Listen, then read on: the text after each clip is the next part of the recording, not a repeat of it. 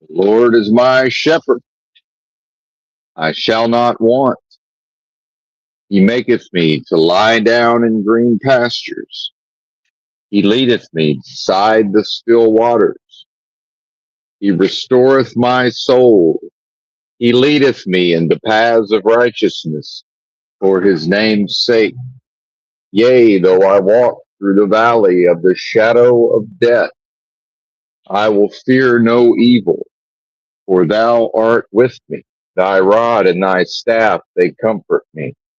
Thou preparest a table before me in the presence of mine enemies. Thou anointest my head with oil. My cup runneth over. Surely goodness and mercy shall continue to follow me all the days of this protracted experience of death. And I will dwell in the house of the most super intelligent power, source, and force of love and creation forever. What's happening? Benton here. The live chat is off. It's canceled. I don't want to ban everybody, and I wouldn't ban everybody. That would be silly. I would like to have, some chosen users. I would like to turn it off and then turn it back on for particular people, and maybe that's possible. If it is, I don't know how to do that. It will not be spending the time. And please do not attempt to assist me if you know how to do it. Thank you. So, not going to go that route. I'm choosing, the royal we, Mr. Benton, choosing to limit his time. And that's one big difference I've noticed on this job versus the prior jobs when I've also live streamed while driving or in my off times. I'm actually performing the tasks of the job. There's just the volume is much higher. Not necessarily the driving part, just all of it in totality.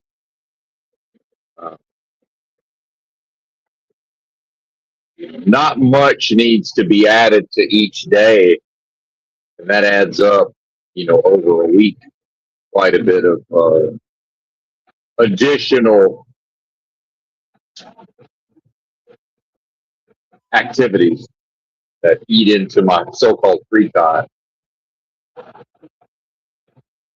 So shout out to the live viewers, and we're at a 0.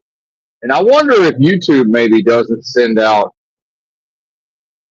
the notifications are already limited. I wonder if it's limited even further. Probably YouTube understands that,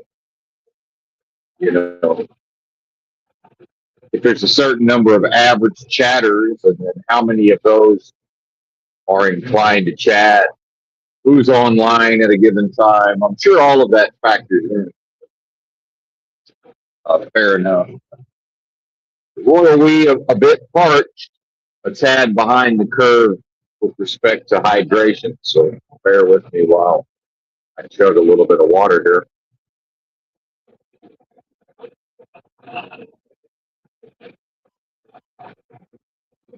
Then I suppose on to the coffee, and got a great night's sleep, meaning the right amount. Because too much REM sleep, it kind of fucks me up truck driving. It's very difficult to explain, what that is exactly. Seem to have gotten the proper amount of both rest and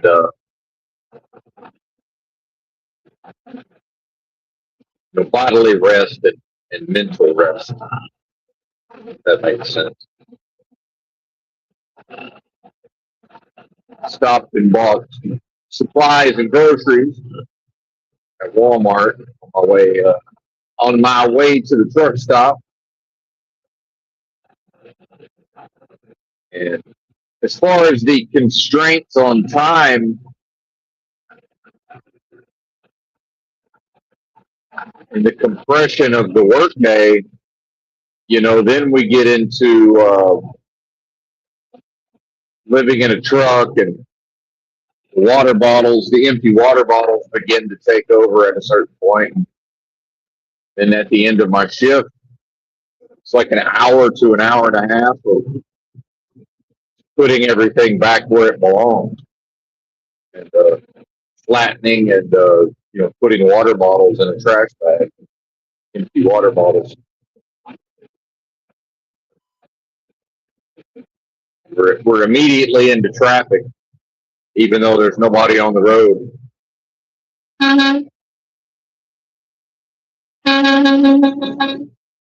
Watch what we're doing, Bubba. Got it digging all through his car. Of course, since he's driving based on the speed of other vehicles, he's not choosing his own path. He was driving in relation to a slow car that I've already passed, and the slow car is way back there. But of course, as soon as I came along, he sped way up, because now he's driving in relation to my speed. He's not self-led. He's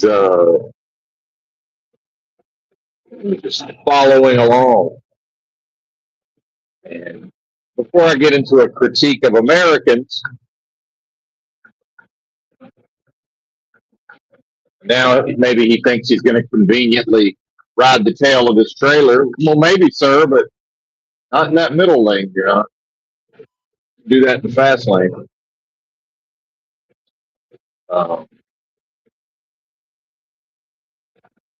Think about all the truckers who maybe struggle with cannabis and saying no to cannabis. There's a dispensary with it has a sign advertising pre-rolls available that they've attached to the chain link fence, so that when the driver's exiting the truck stop, they see the sign that says pre-rolls available, and there's a dispensary right next door.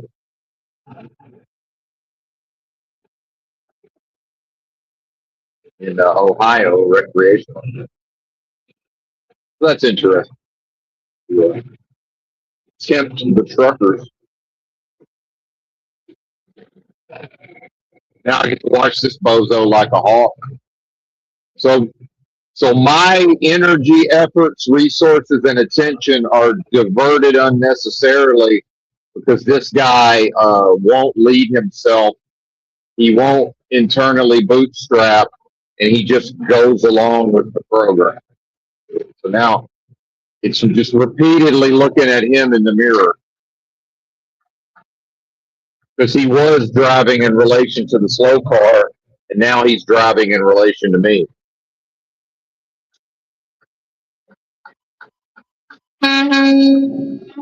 Go about your business, sir. We don't have a business together. Thank you. And now all the huge group of cars is catching me. Now about 50 vehicles that are all in a group are catching me because of one bozo. See? And again, setting my own anger, irritation, frustration, resentment. Of course, all of that is dead and can never be what I am. But, that is the plight, within the dead flesh. That's the plight, right? Is some of this will be maddening to the human, no matter what. There's no avoiding that. And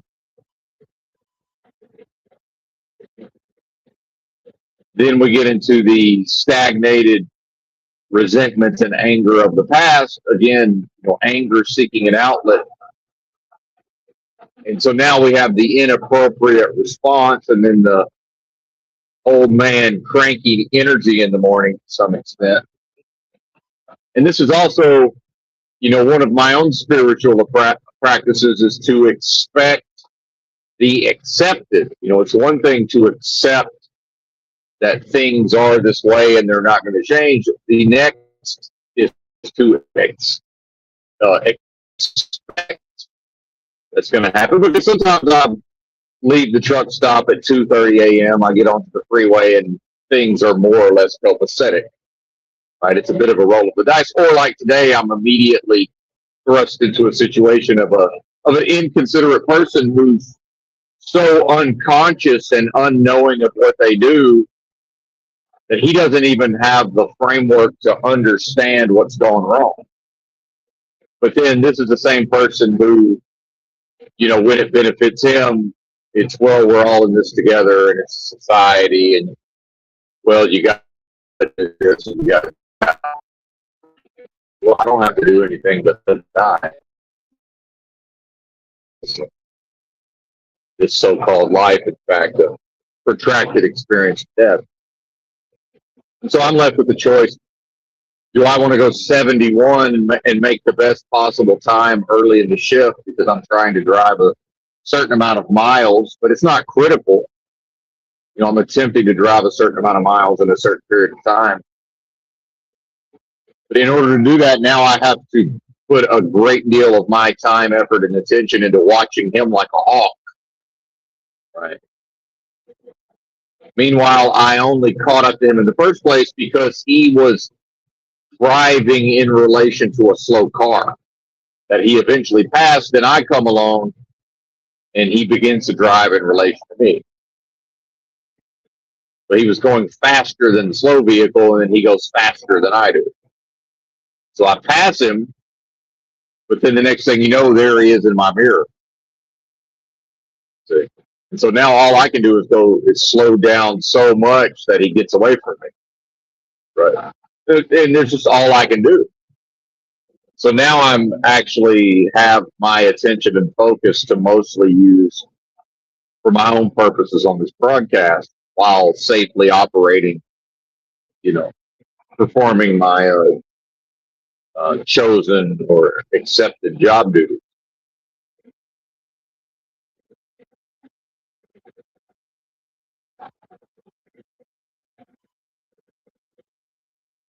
And this is what humans do to each other every minute of every day, all day, every day. And, while denying right,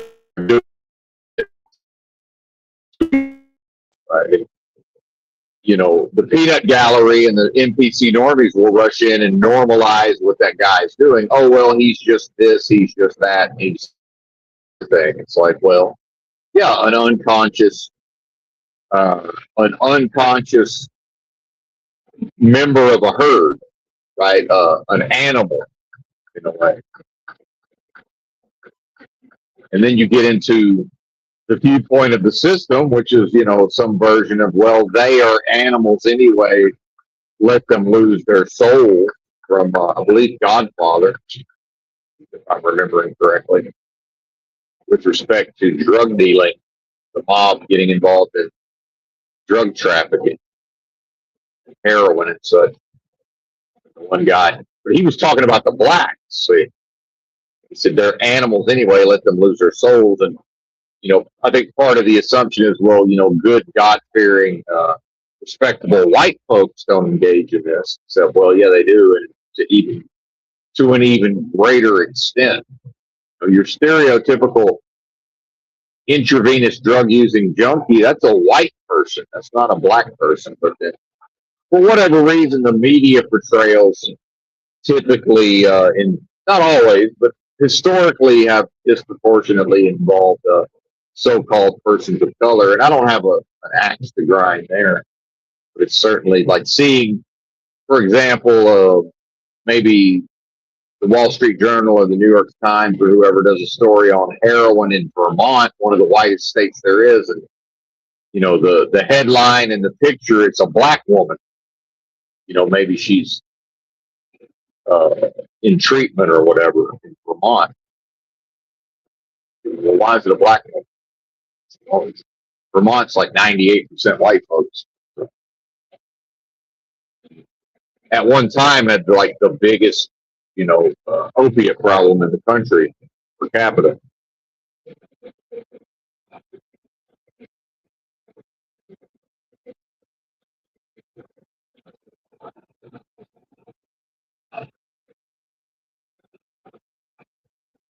Oh yeah,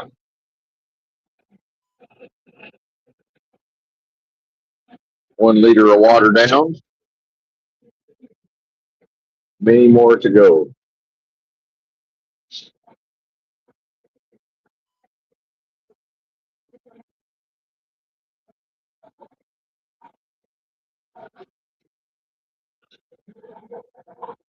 Many more to go.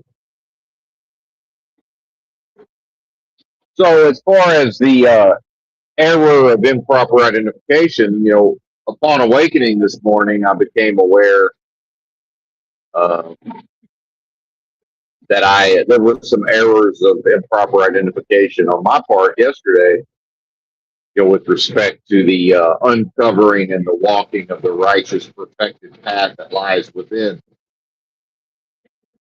so-called sin. And then there's the confess, repent, seek forgiveness, and forgiven like it never happened. Right? The usefulness of so-called Christ, right? Not the servitude, not obligation. See, to work with that concept, to work within the context of the concept, operationally. So partially it was the yesterday's broadcast. It's now unlisted, but it's still there.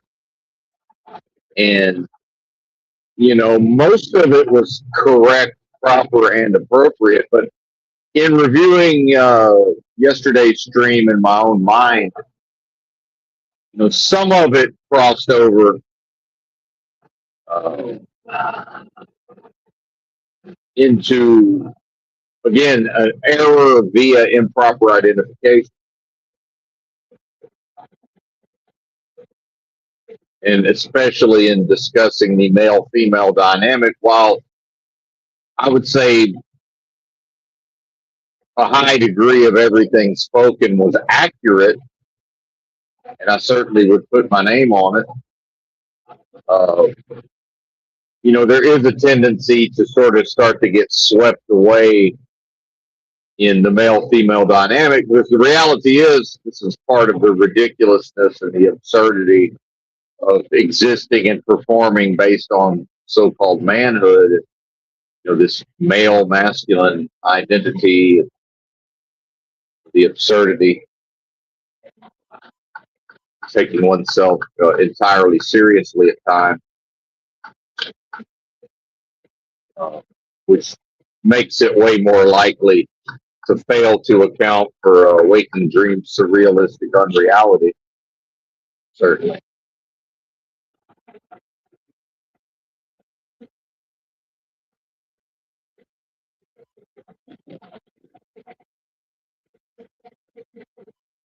Somehow, when I fueled up yesterday, I managed to not quite fill the tanks.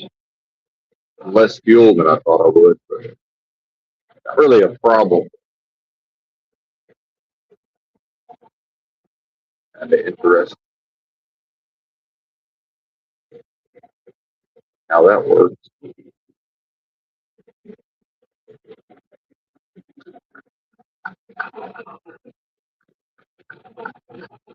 Quite windy this morning.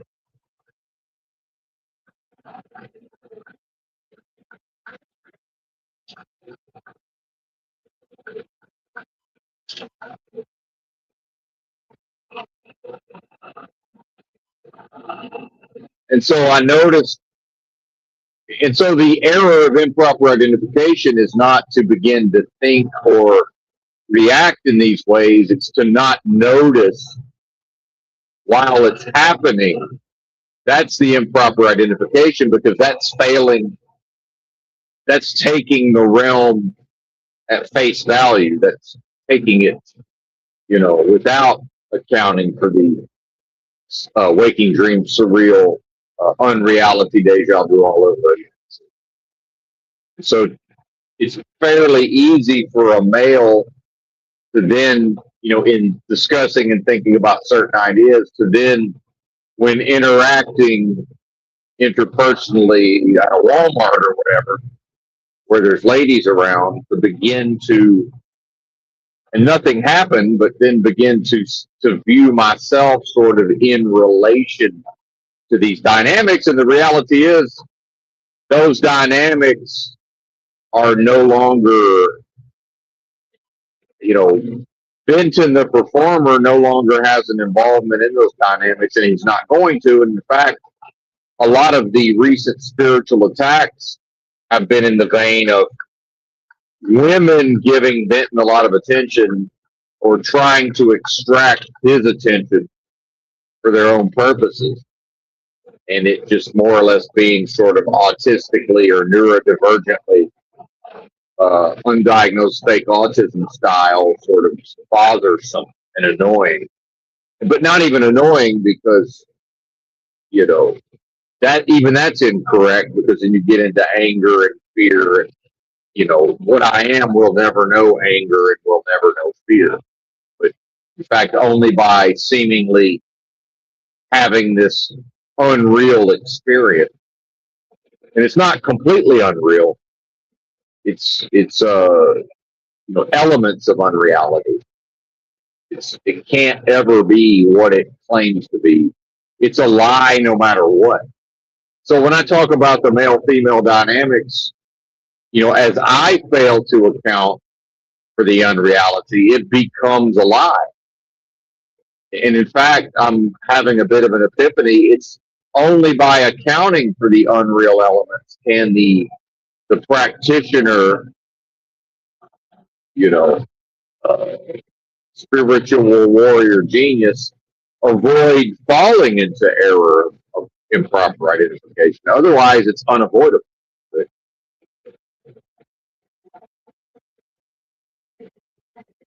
So then what I'm putting out into the environment at the Walmart, it only needs to change ever so slightly, and that changes the way that the people around me respond to me. So just that slight, subtle tweaking. Again, which is not a problem as long as I'm aware of it as it's happening. So all of that, I would argue, has been corrected.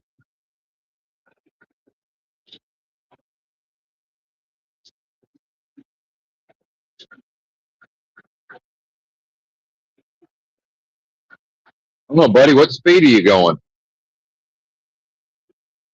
Why am I passing you if you're going to keep going my speed? I don't understand.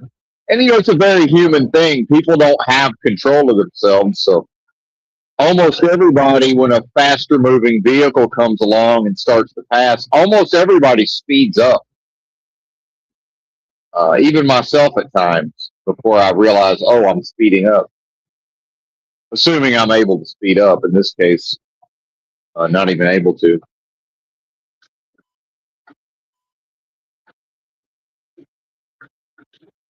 So he might be frustrated with me and not even realize that he's the problem because he sped up.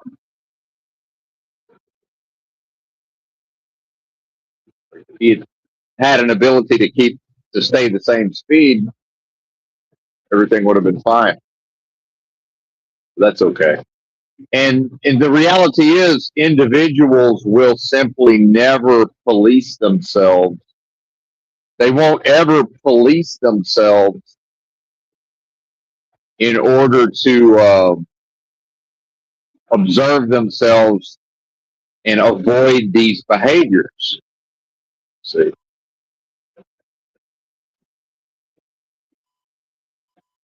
And to have a goal, and then in order to reach the goal, see, what would need to be required. So back to the male-female dynamics, in the context of the so-called nuclear family and one man and one woman, joining together in holy matrimony, right? And I'm here to tell you, this is it's not a thing. You can call it, air quote, so-called God and say this is the natural order and this is what man was created for. And I'll say it's nonsense. That's what, and then, so the same people who want to talk about the small hats and the Jays and talk about the synagogue of Satan and that's who's ruining everything apparently. Yeah, who do you think wrote the Old Testament? So, you know, isn't this the Old Testament where all those ideas came from? I don't. Do I need to review the earlier writings? Maybe, China, India, all these other countries. Is that what they had? One man, one woman, and then joining that to, directly under so-called God and authoritarian, giving commandments, and you will do this, and you will not do that. A slave, in other words, man and woman as slaves, right? And then the woman as something of a slave to the man, but then it's like, oh well, wink, wink, nod, nod. The man will be enslaved, although we won't call it that to God, but then the man is free to rebel and to not even actually follow his own bullshit. And as we see, men are happy to go along with this in order to get what they want from the female. And I would say that ultimately that's what I would have wanted to convey yesterday, except I got a tad carried away with my own bullshit, most of which was accurate because that's what makes it my own bullshit. Is most of it's going to be accurate.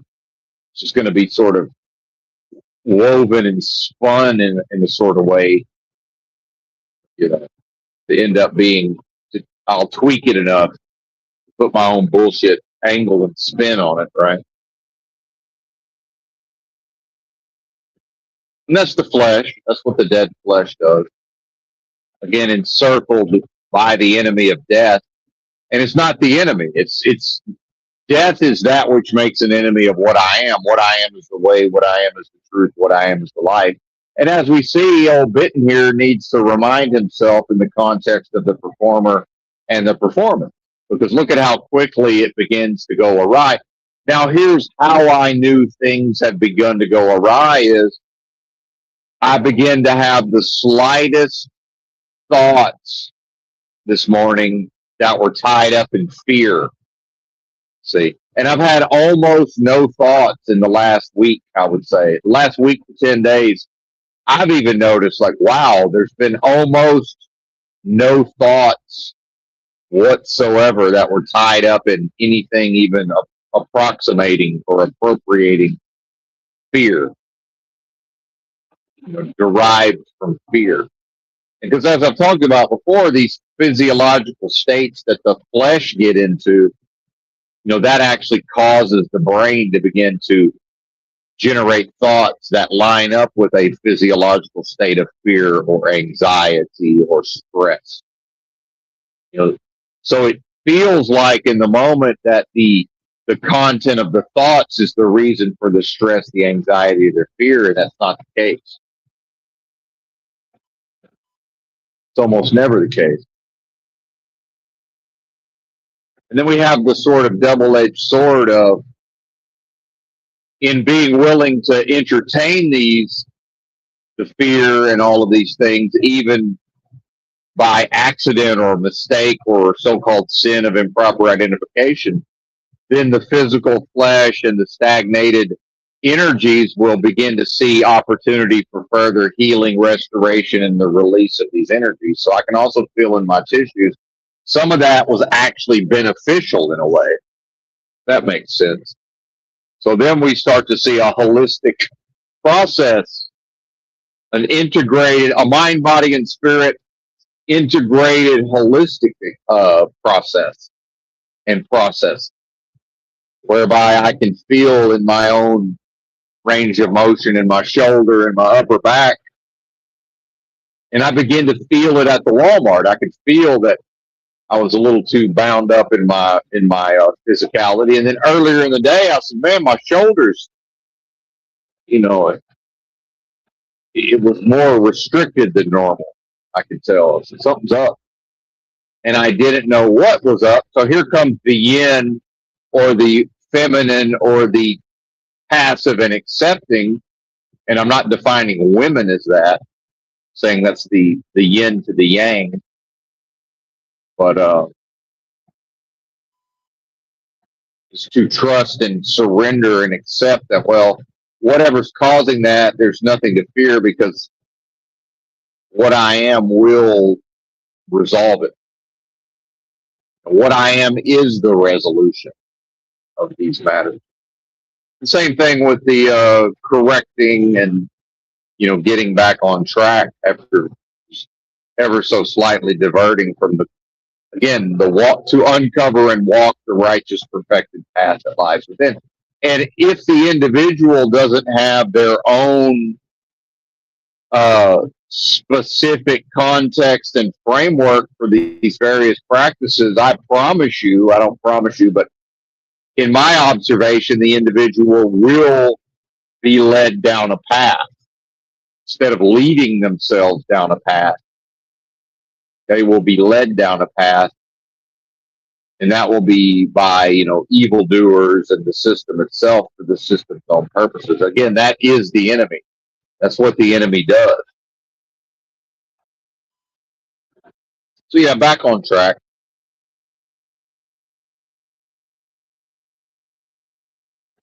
And then some of my own notions around, my own interpersonal relations with women, and, interactions. And I mentioned that, well, maybe I would like to, I said, I talked about in the past how I did really enjoy, and I've always liked women of my own age. And I'm trying to avoid saying girls, right, which is kind of interesting. But so I mentioned girls, it's because when I was 15, there were 15-year-old girls in my life. They were children, and I was a child, right? But a young child, see, or I'm sorry, not a young child, what we would call like a young man. You have that crossover, into adolescence and then into early adulthood. It's not necessarily just a hard line, right? But then legally speaking, it is. And that's, because of sex crimes against minors and such. And I'm all for that. The more those lines are blurred, the more that the wicked and the evil doers will seek to take advantage for their own sick, depraved purposes. And of course, to serve their master Moloch, antithesis Satan, this world, by preying upon the innocence of youth, right? And if anybody gets a chance, I would implore you to watch that David Cho video on my post tab. And I know to many of you, he's very difficult to stomach because he's artistic. He's, he's a Oriental, right? Now, many of you may not understand that man is worth several $100 million, at least according to the official fiction. Yes, his net worth is probably $250 million. So he went out and got filthy, what we would consider filthy fucking rich, and then started acting the way he's acting on that video. He was a little more based and sort of overtly masculine and dominant before he secured his 250, his quarter bill. Before he secured his quarter bill to his pocket, right? And sort of went kind of hippy dippy, especially stylistically. And he is one of the greatest living artists, believe it or not, David Cho. He's one of the greatest living visual artists, which is measured in money, of course. What will somebody pay for his art? Well, Facebook paid him what ended up being hundreds of millions of dollars because they gave him stock that eventually became worth hundreds of millions, apparently. And this is how finances work, because assuming those murals are still on the wall of the offices somewhere in Facebook's building, which probably they're not. They're probably too valuable to leave on the walls now. So one day, if that art is sold, it will probably more or less be worth what the stock is worth, I would think, in US dollars. But they said, hey, we'll give you 50 G's, or we'll give you 50 G's worth of stock. And he took the stock. And I believe 60 Minutes had him on to talk about it. They called him the Facebook millionaire. And of course, some of that the system would use to promote early ideas of, getting rich off of tech stocks and such. So David Cho certainly a tool of the system. But so what he talks about in that video, hell, I've forgotten what he even talked about in the video. That I was going to make my point. Well, anyway, if you watch that video, it will make sense based on whatever the fuck I was just talking about. So I don't recommend a lot, but if y'all want to check that out, I believe it would behoove you. I believe that it would behoove you.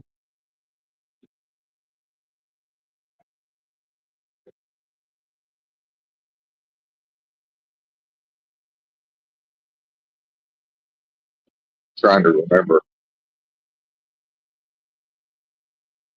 I don't know. It's completely escaped me. It was there, now it's gone. No idea. Don't even remember what the video was about. Oh, yes, I do remember. It was about, he very accurately describes, and see, here's what, so coded into the video. So on the surface level, he seems to be jiving with a lot of what I talk about over here, with what the child symbolically represents. So Cho, part of his own discourse in that video, he's speaking from the perspective of your own younger self. And he says at age 1, 2, 3, 4, and 5, and then he says 6, 7, and 8, not so much. And then you get into what age was Mikey from the Life cereal box, and how often I've referenced, Life is a breakfast cereal, Mikey likes it. And then the notion of a Mikey of a specific age eating this bowl of cereal, and then, in some ways beginning to cross over into his own versions of crafting a graven image to uphold before Moloch, in the context of Moloch's machine of industrial and post-industrial society, to say, hey, Moloch, within the context of money and dead money and this dead system of things, is my own performance good enough from the perspective of serving, what is evil and wicked and fallen, right? Is that good enough?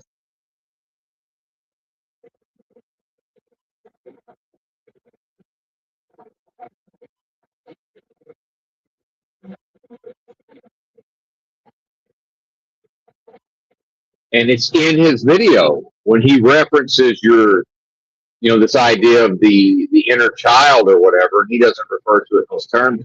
And then since he has money, the idea is, well, of course he can just pay, and he refers to them as, hey, editors in the Philippines, go ahead and, he's saying he doesn't smoke, but go ahead and, he mimics smoking a cigarette. He said, go ahead and have me, blow out a bunch of smoke here, and the editing is quite clever and good on the video. So it's got these visual representations. And so he says, I'm talking about you at age 1, 2, 3, 4, and 5, and he's referring to the spiritual perfection of that earlier version of you, right? And then he said 6, 7, 8, 6 and 7, not so much.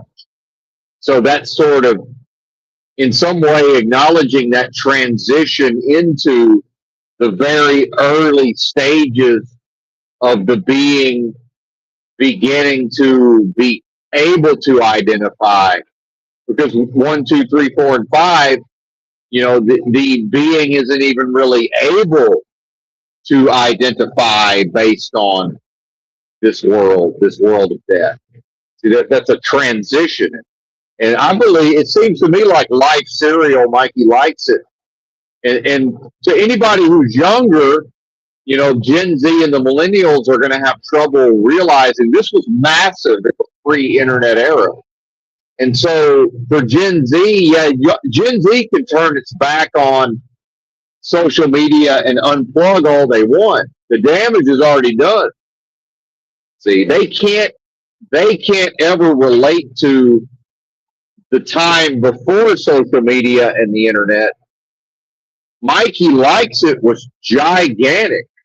You think something goes viral today, Mikey Likes It, that's like Mr. Beast levels of virality.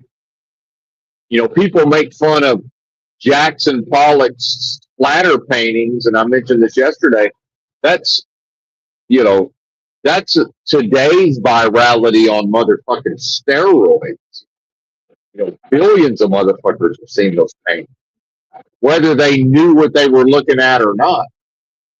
Huge, massive. And because it's most likely tied up in the subconscious, people don't even need to know what they're looking at. So it's like the old trope of, I could do that. Well, number one, no, you couldn't. Number two, this idea of, there can't be any value to so-called modern art, postmodern art. It's like, if I can do it, but it's like, number one, you can't do it. Number two, the subconscious mind decodes the symbols. So, it turns out to be something that serves what is wicked and evil. And same thing with this David Cho video. Coded into the David Cho video is like, okay, David Cho, who got $250 million or more by serving evil in the wicked system, right? Not by serving what is good and proper. So here's the acknowledgement of his own service of the wicked one, is as he's mentioning these little ones and sort of indirectly referring to them as spiritually perfected, and then not directly referring to how that they are preyed upon, but certainly it's there by implication, right? The mind is filling in the gaps of, talking about the adult experience and being stressed out and anxious and all of these things, and, necessarily coping with it. And then, now here's the innocent child, and this world is putting every one of those innocent children through a process where they will transition into being able to experience fear, stress, struggle, strife, stress, all of these things, simply by, going through indoctrination, and now they have to earn a living, so-called. Why? I would say the best way to prove the love of the children would be to protect them from having to go off and earn a living. Now, I understand that my first thought is, helicopter parents, and, now people are letting their children stay at home. It's like, some of them are letting it happen, and some of them there's really no choice, because, it's really not socially acceptable anymore to just, outside of the certain cultures like the Deep South or whatever, to just kick them out the front door at age 18. But, I would say if you actually wanted to honor what they represented, what they used to represent, spiritual innocence and perfection, society wouldn't ever force them into these systems. Isn't it enough that I had this inflicted upon me? Who will be the cycle breaker? Who will be the breaker? Who will be the combo breaker and the breaker of the cycle? Well, Benton in some way was by refusing to replicate, saying, I didn't, I broke the cycle. And I told my own mother that. I said, I broke the cycle. Because if I had had my own children right about age 20, as both of my sisters did, I'm sure I would have repeated the cycle of harsh discipline and, off into the cold, cruel world you go,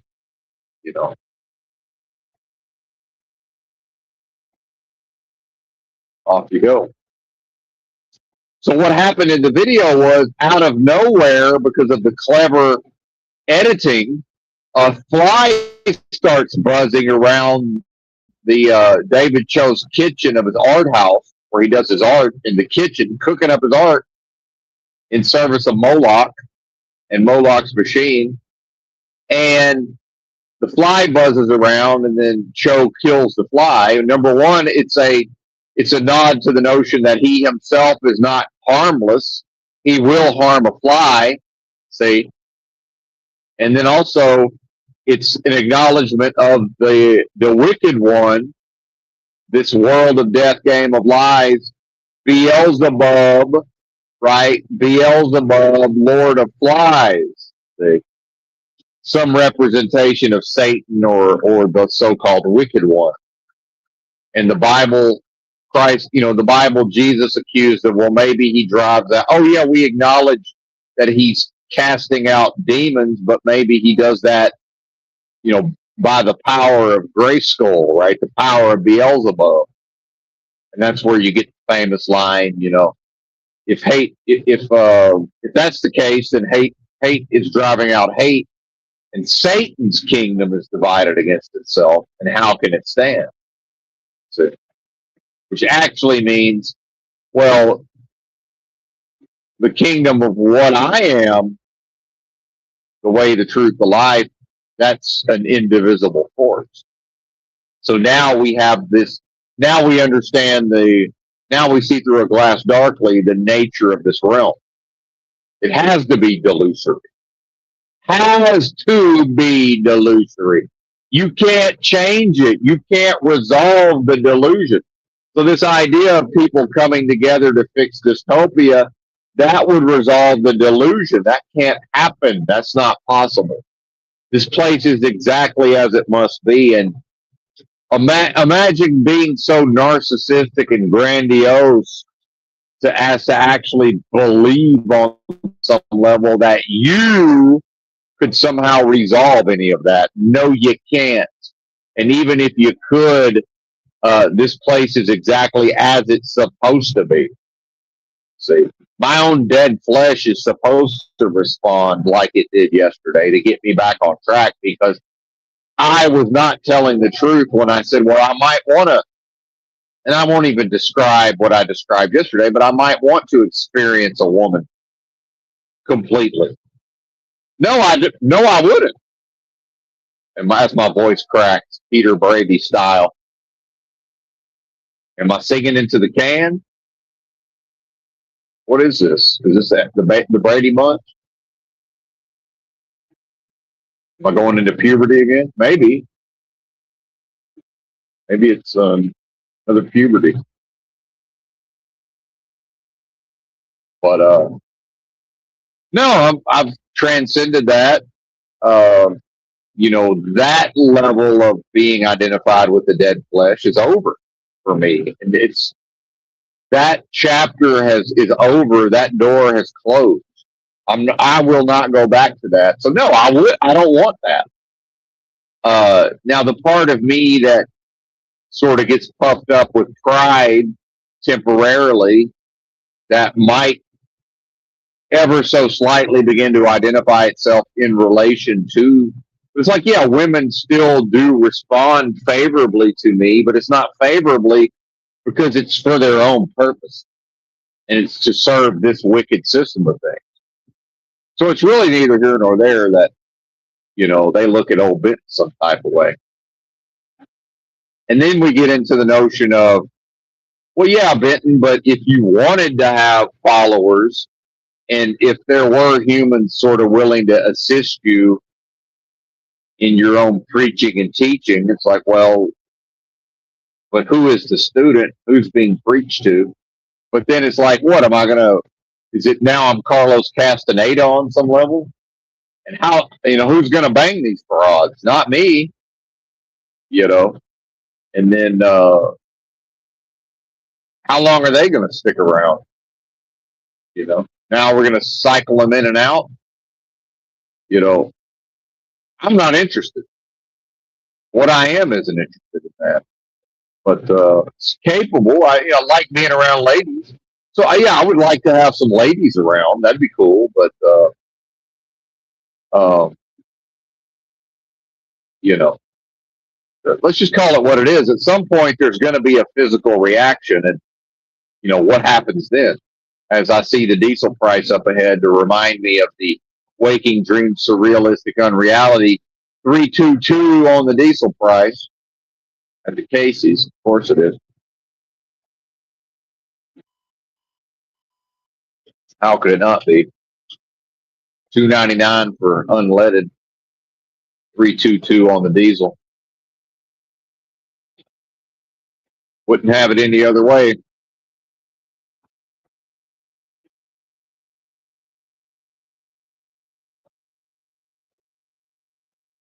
As far as making a particular making time today, I don't know if this one's going to be doable. I'm trying to make.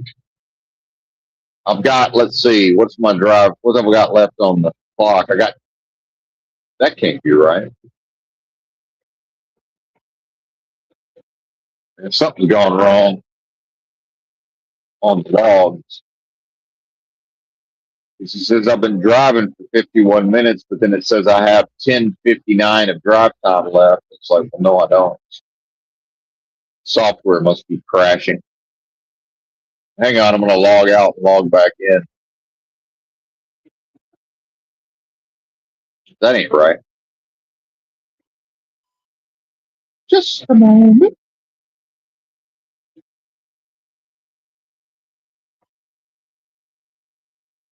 Oh, it won't even let me sign in because I'm driving. Oh, well, we'll worry about that later. Doesn't really matter.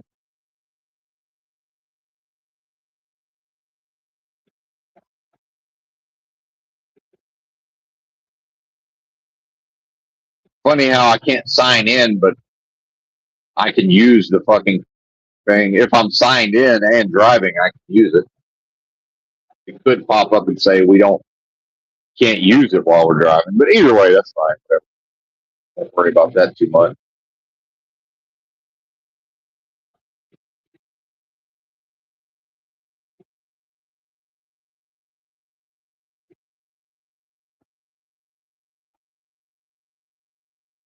Sadly, my phone is in Indianapolis, and we're going to be passing through Indianapolis, but I would have to just stop and wait several hours for the Whole Foods to open, and then the Amazon counter opens 1 hour later at 9. So I have time, hypothetically, as far as getting the loads delivered, but I'm just not willing to wait around that much. Just if it was an hour or two, sure, but that's just too many hours to wait around. Just waiting when I could be driving.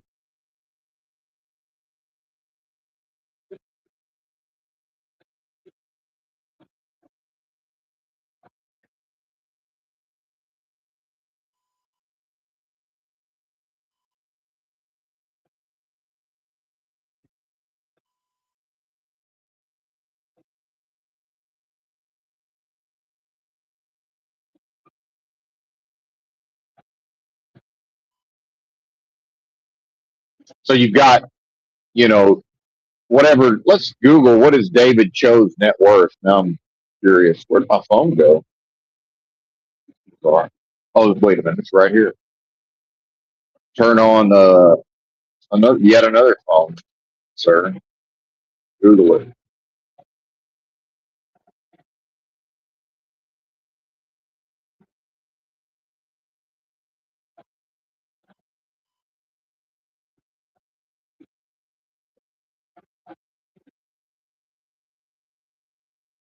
And so actually the error of improper identification begins to be tied up in, falsely reporting things about myself that don't belong to me. And so that's to create an image of myself in relation to antithesis and this world of death and the delusory realm. That's the error that occurred. What was I Googling? Already forgotten. What was I Googling?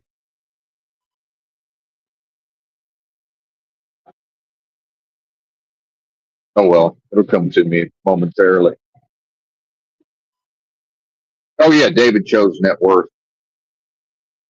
See the way. So the way to bring it back right then is to stop trying to bring it back. So the moment trying to recall it blocks the recall, just stop trying to recall it, and then it either comes back or it doesn't. Isn't that interesting? That's a practice also. David Cho net worth. I'm guessing 250 off the top of my head. Oh, wait a minute.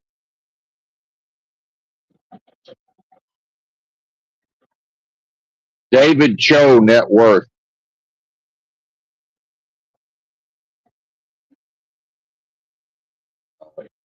Misunderstood me. David Cho. Now he's famous enough.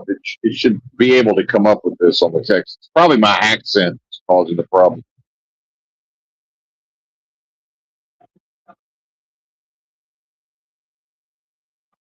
There it is. 200 to 300.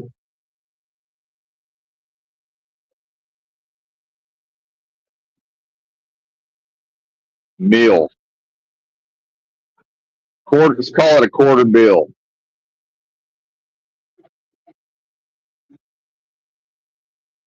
You know, why does he have that much money? Part of that is now he can hang out with the billionaires.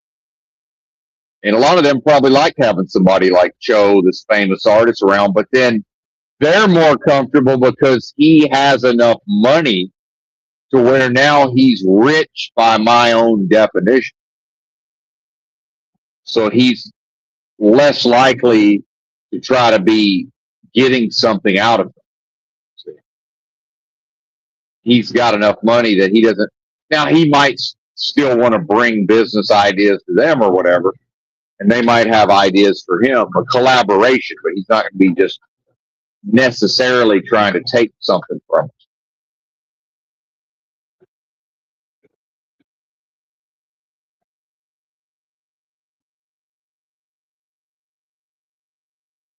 So anyway, that video's there if anybody wants to check it out on my post tab.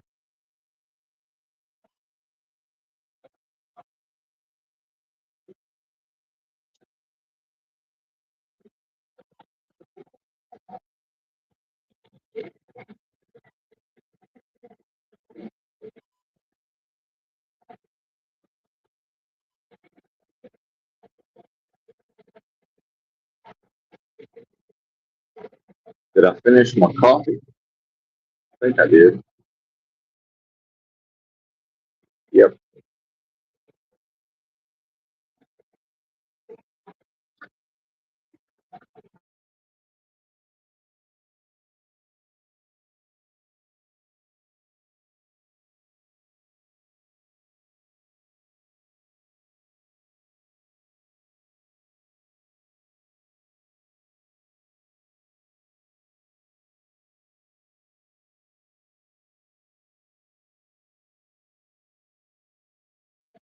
Are we there yet?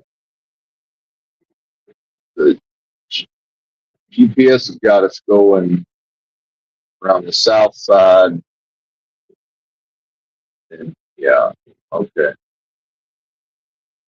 So let's go to Google Maps.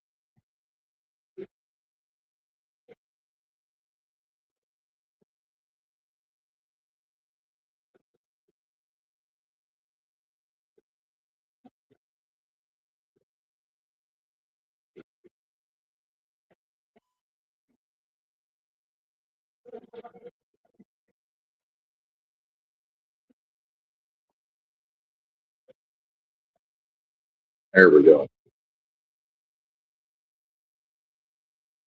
This doesn't report any road construction.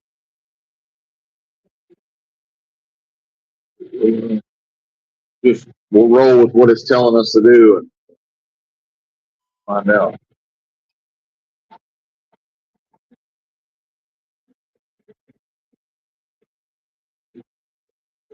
Yeah, I'm being reminded of as much as I like my cheap Motorola's, the Pixel's just a way better phone as far as how the software operates. It's just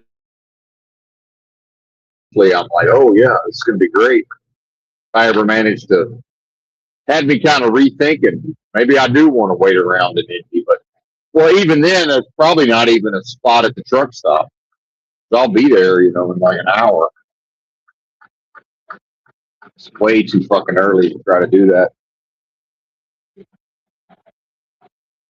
Yeah, it's not feasible. It's just not feasible, but yeah. The Pixel's just a way better phone because, of course, Google, their version of Android is they're going to have the best version of it. They're going to have the best software. They're going to keep that for themselves.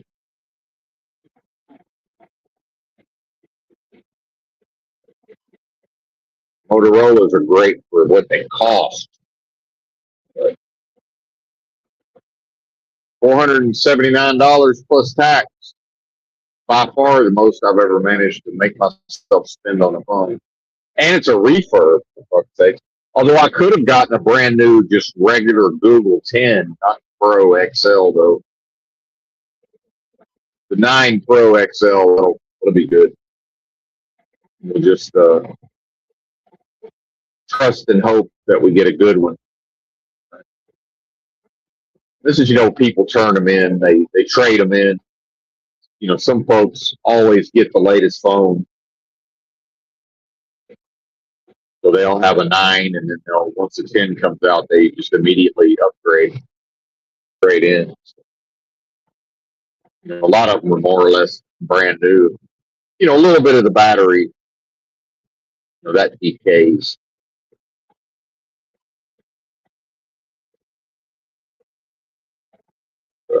We got a pretty good shot at it, I would say.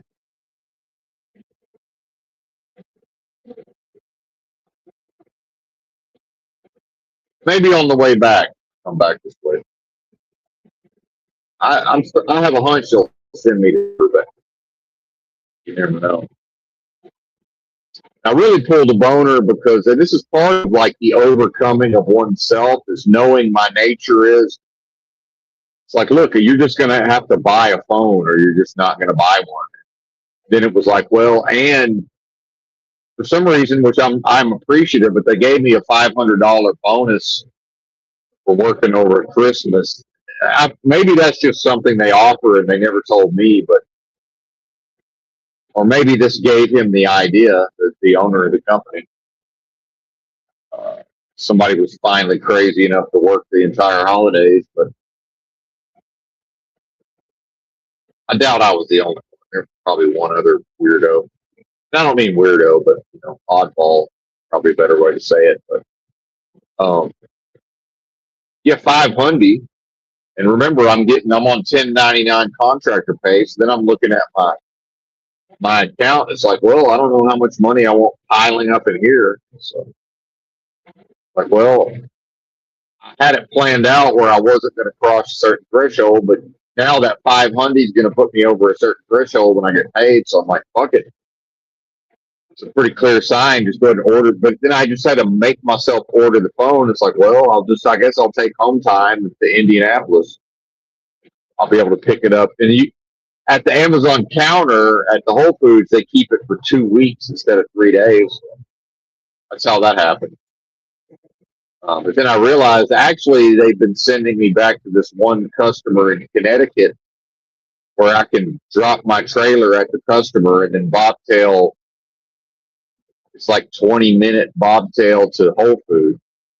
Then I'm like, fuck, I would already have it, but just I wasn't going to take enough time to really think it through enough to figure out, I'd have a better shot to send it to Connecticut.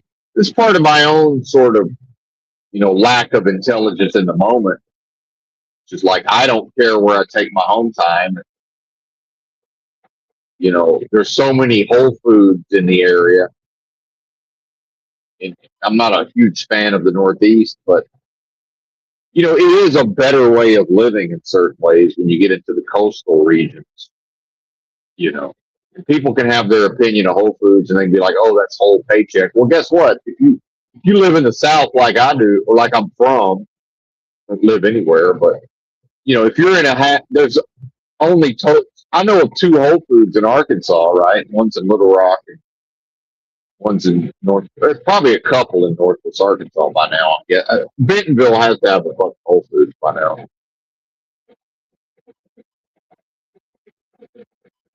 I'm guessing, but or Rogers, Springdale, even hell, there might be four of them by now.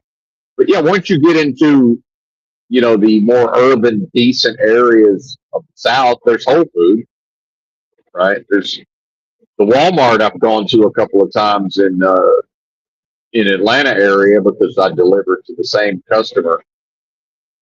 There's a Whole Foods not too far away. I don't have anywhere really to drop my trailer though. Cruise over there. And the fact that big rigs deliver to Whole Foods, yeah, that doesn't mean I can pull in and go fucking shopping for 30 minutes. That's not how that works. Unlike some truckers like to say, it's like, yeah, I understand that, but I've delivered to enough retail stores. There's not always room for just random big rigs to pull up and hang out without being in the way of deliveries.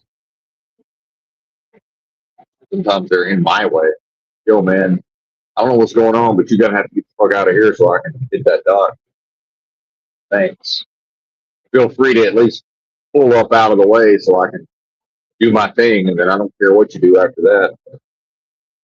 If I'm in the store for 30 minutes, the guy shows up to deliver, I can't be blocking the dock. See what I'm saying?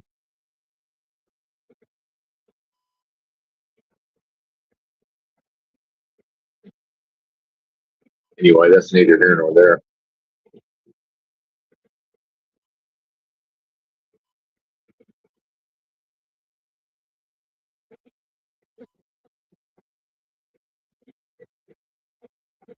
And why isn't there a so-called truth community chat room? I understand there's Discord servers here and there, but that seems to end up being a self-selecting groups most likely. Of course, I had a Discord for a while, but I didn't make it. And then hilariously, Drew World Order started it, but then he was like, "Yeah, but I'm not going to make." And I was drinking at the time, so fair enough. I mean, he wasn't wrong, but he was like, "Yeah, I'm not going to give you administrator because I don't want you deleting it." And I thought to myself, well, I probably wouldn't, but I might. But yeah, again, I know myself when I used to drink. Well, it's like, yeah, I would be more likely to do that when I wasn't drunk than I was drunk. But that's neither here nor there. But I don't drink anymore. But he ended up deleting it with no warrant.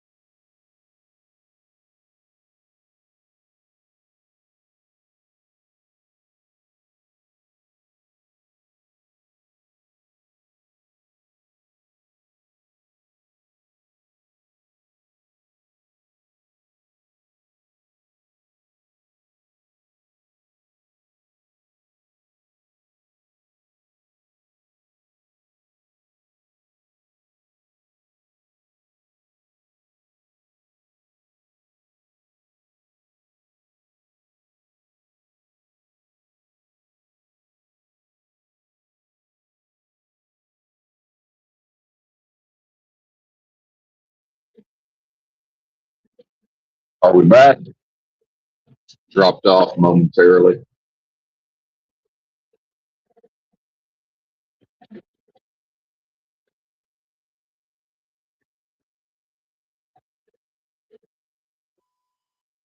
What was I on about?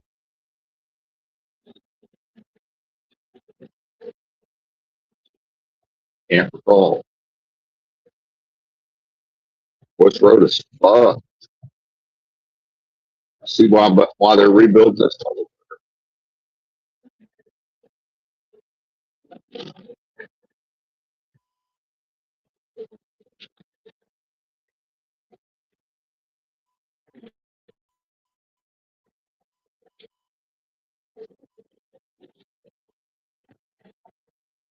I got a rig gonna catch me. I don't want to. We got the wall of death on our left. I just don't want to deal with. Traffic's not heavy enough to deal with somebody rolling up trying to pass me. So I'll just speed up. That's what I'll tell the cops too. I said, man, yeah, I was happy to go 55 to 60 until I looked through my mirror and there's a truck back there catching up to me. I'd rather not deal with this narrow construction zone. I think he's going to catch me either way, so slow back down. Yeah, that did absolutely nothing. Still catching up.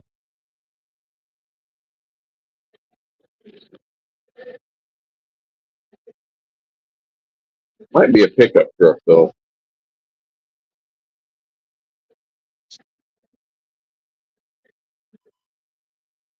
Which reminds me, I heard Old Man Corolla talking to Eddie Bravo, and he mentioned driving a truck because, he was talking about his blue collar days. And with truck driving in the news so much lately, it's probably a slip of the tongue in a way. But the way he said it, if somebody didn't know his history, Adam Carolla's never driven a truck. He meant like going to work in a pickup truck when he's a car guy and did not want to own a pickup truck, but he could only afford one vehicle and he needed it for his job. But it's like, that's a passenger car, sir. It's not a truck. You've never driven a truck, Corolla. Just like I would. Yeah, I've been picked up for day labor and done, construction cleanup. I would never just offhandedly say I've worked in construction. No, I've never built anything in the context of going onto a job site and building shit. Never, not once. It's not a thing. All right, Bubba, you're gonna have to pass me. You're hauling fucking balls. It's not hang out with me. Saw how fast she was going.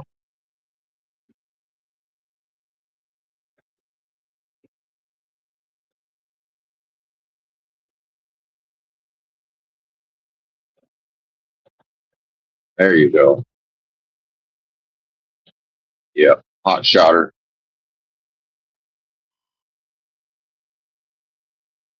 Maybe. Or some kind of like a welder or something. Some blue collar guy maybe towing the flatbed, maybe towing his own pickup on the flatbed. Yeah, I don't think that's not a hot shotter. Either way. Probably found him a deal on a pickup.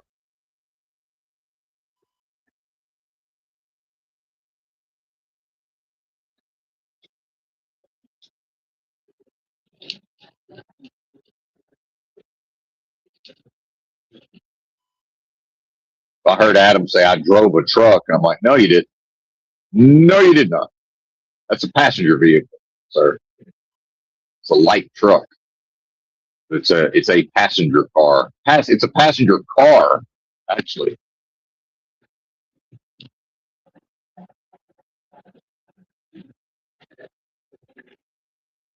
And I'm so old. I've been so critical of the American love affair with the pickup truck. And, I forgot I like pickups. It's just the ones I like don't have extended cabs or crew cabs because I'm so old. That did not exist yet when I was a boy. There was just a cab and a bed. That was a truck or a pickup truck. I actually like those.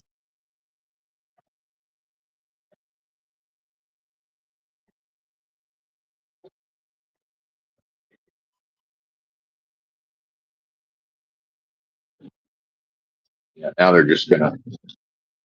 You need to pass me, or you need to get behind. You need to hang back. They want to do this weird thing where they're too frightful or checked out to pass, but then they don't want to they don't want to give me enough space. Like, man, if you're gonna not pass me, you can not pass me from back there. Meanwhile, how did you catch me? Oh, that's right, you're going faster than I am. So why are you stuck on my trailer tandem? God forbid, what if something's up ahead and I need to change lanes? See, now that's not possible. They're going to stack up.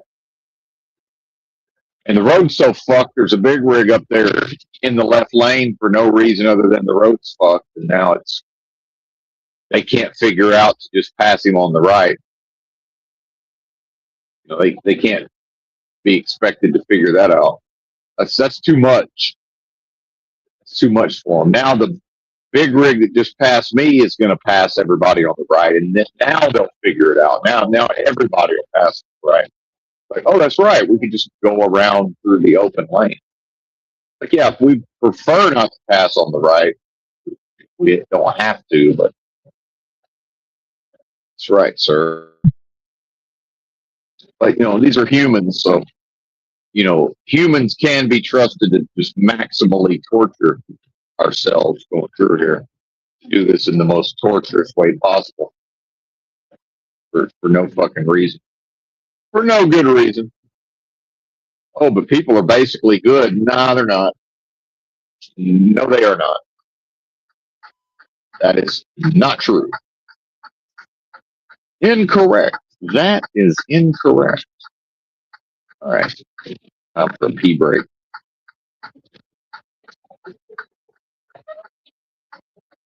Closed. The way station is closed. Log back in. We're wasting drive time.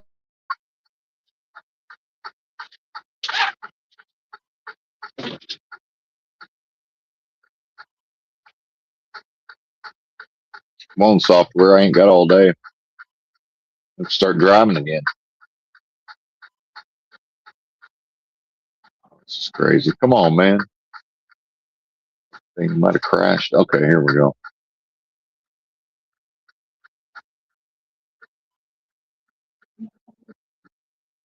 Really? You don't remember the shipping IDs? That's crazy.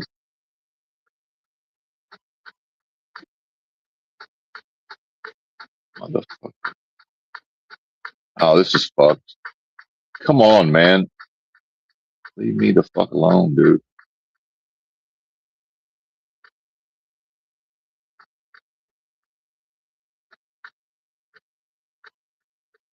All this just okay now, and it's got me off duty. So okay, everything's copacetic, but it's fucked up. My shipping IDs are all fucked now. Now I gotta fix that. We got 5 fucking loads on here. Technically, 5 different shipping IDs. Motherfucker. Hang on. Where are we at? Vehicle. And this is just in case, I don't think anybody actually gives a fuck, but if you get the DOT involved, technically I got to have all these in here. All right, we're good. A lot of silliness.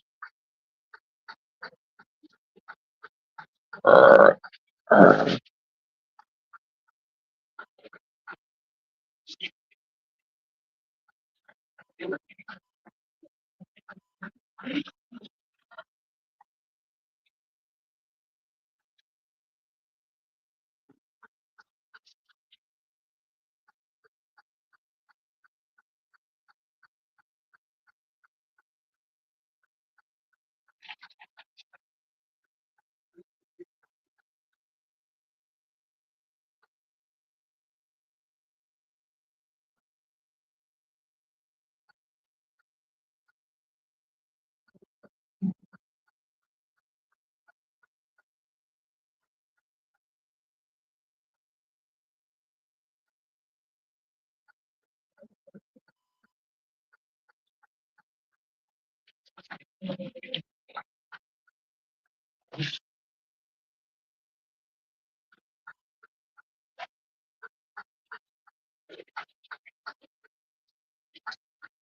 right, we're back. Oh, let's see. This is 9:36. Yeah, we got 9:42. So pick up a few minutes every hour. We could probably make it as far as we want to, but it's again, it's not critical, but it'll be helpful just in case there's any sorts of delays down the road.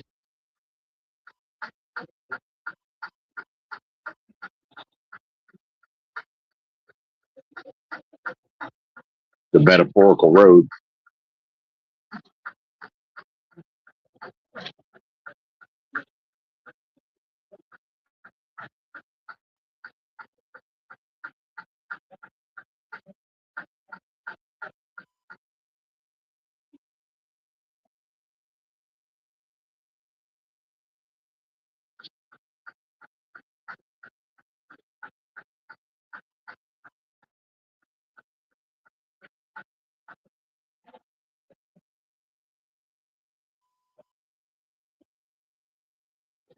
Yeah, no idea what I may have been on about prior.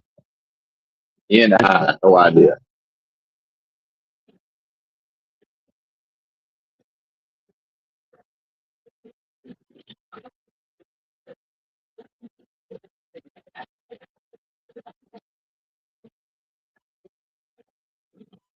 All right, I think the construction zone is over. Hopefully, no road work ahead. It ain't over. It ain't over.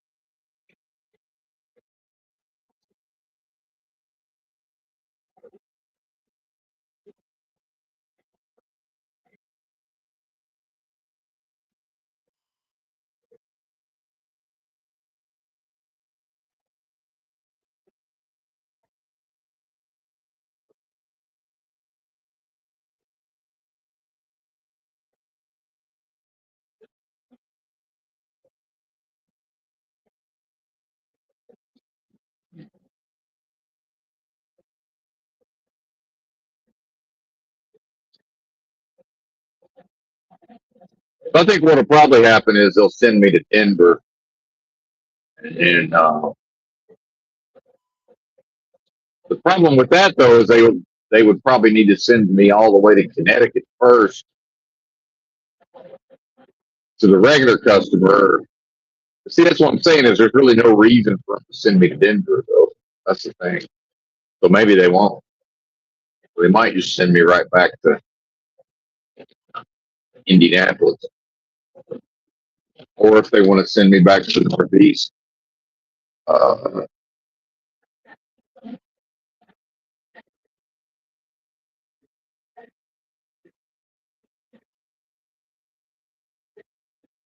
I think on the way back I'll have a better of it actually being go through.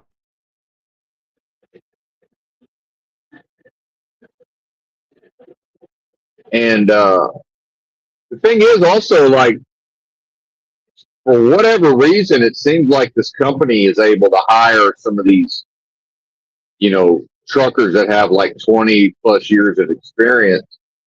I've ran into like three. Well, I ran into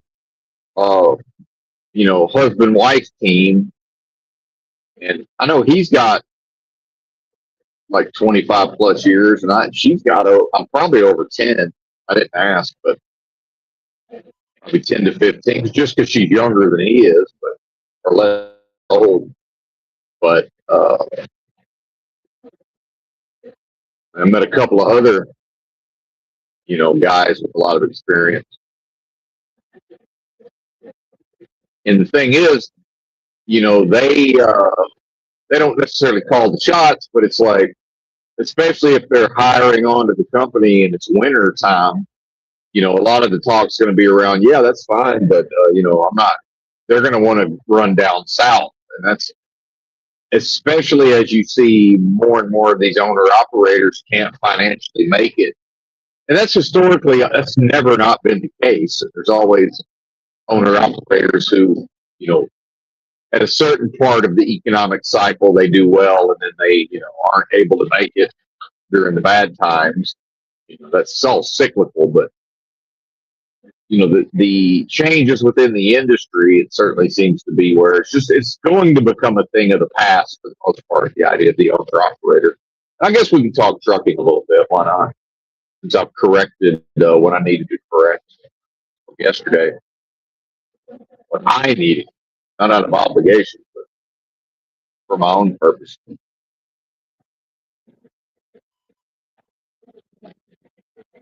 This road is oh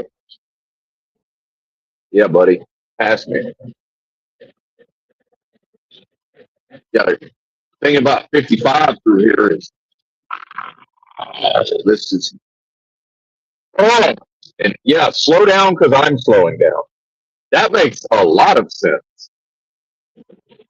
This is something else that I find puzzling about humanity.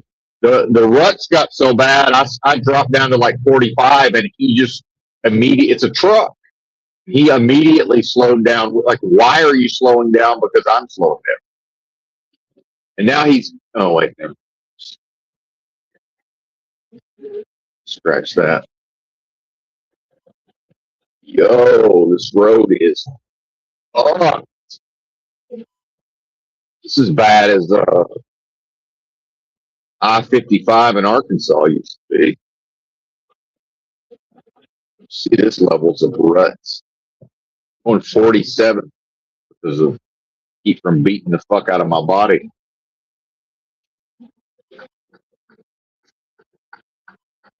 That's his left lane closed. See, I'm not local. I don't know what that means. Near this thing and that thing, near this road and that mile marker. It's like, okay, maybe I can figure out the mile marker. I ain't from here. I don't fucking know what that means.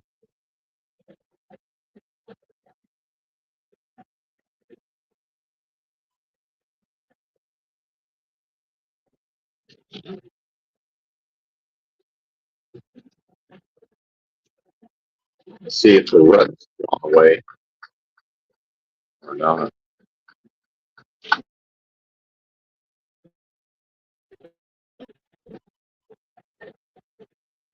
They're back, but they're not too bad compared to what they were.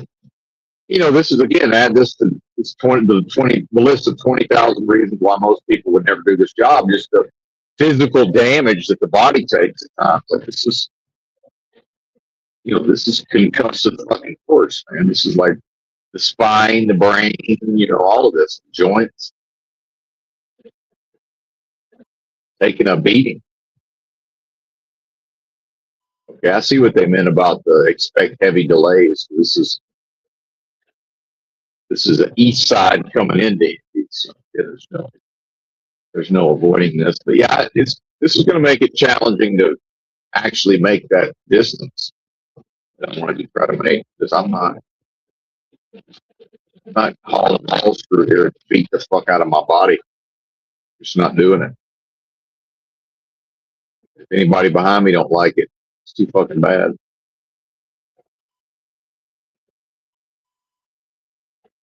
And already my neck's hurting a little bit.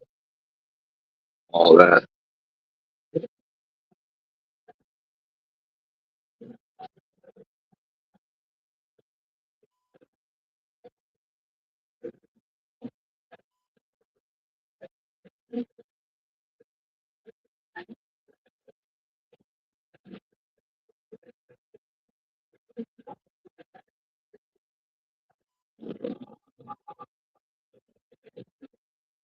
I think also the road says a lot about the condition of the country. This idea of, America is about prosperity and land of opportunity. And, it's this gigantic land mass and, capitalism, and come here and, if you want to start a business and do all of these things.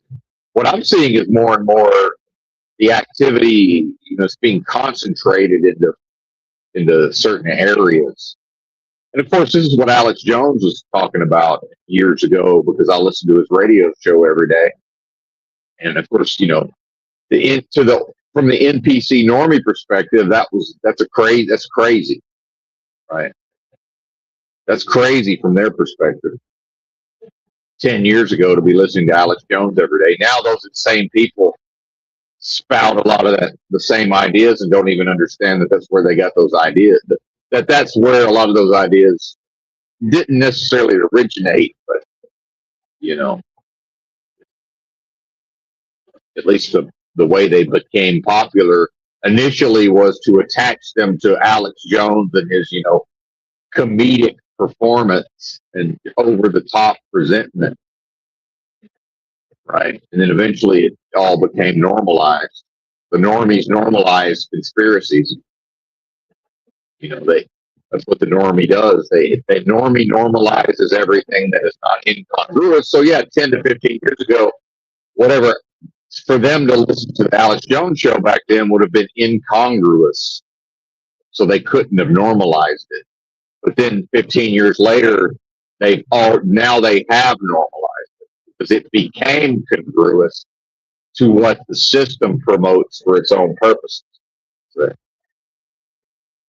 which in some way is the idea that Alex had, you know, America destroyed by design. Well, built up by design, destroyed, but it's both built up and destroyed by design. So as it was built up, that was within the context of the design to destroy it.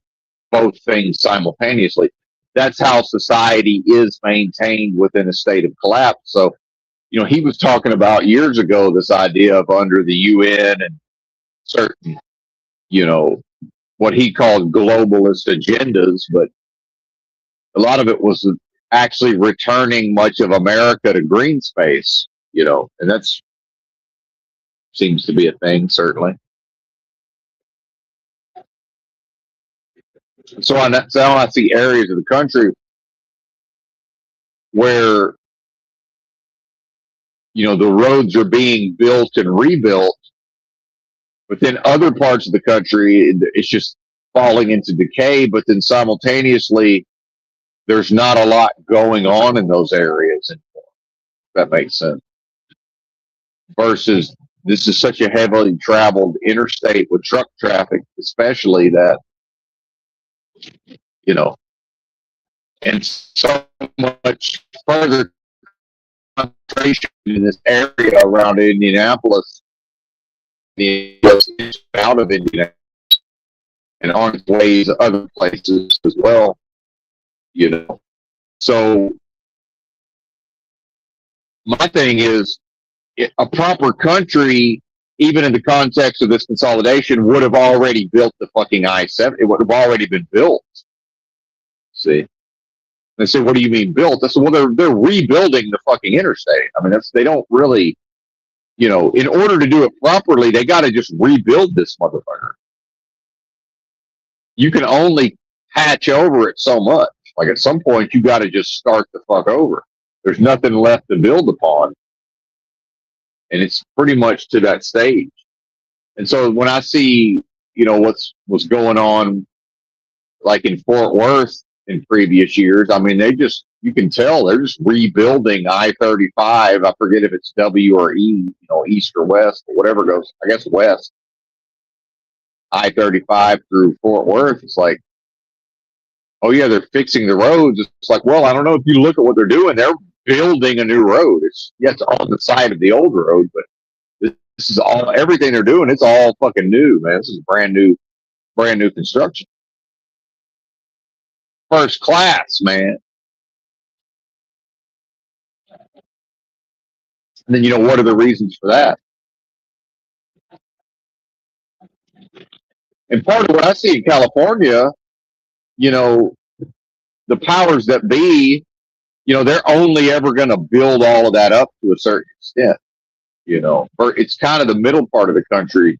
It seems to be a little more kind of freewheeling as far as, you know, build up all this industrial monstrosity like the so-called Rust Belt, and then just leave it to decay. And yeah, there's parts of California kind of left to decay, but if you look at the extent to which it was even built up in the first place, I would say it's fairly limited versus just wide fucking swaths of the Midwest, even into the deep South, and just it's the best way to refer to it would be bombed out and depleted, like it looks like a fucking movie set from a war zone.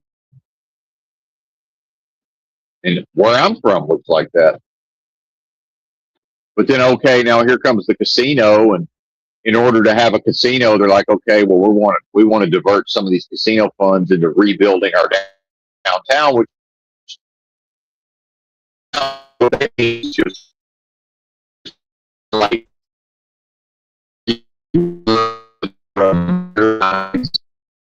the appearance and maybe just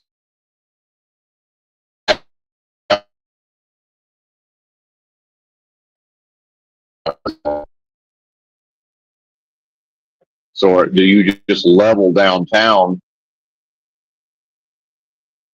and just not have a downtown, which is probably what should happen. I mean, I don't know what they're going to do.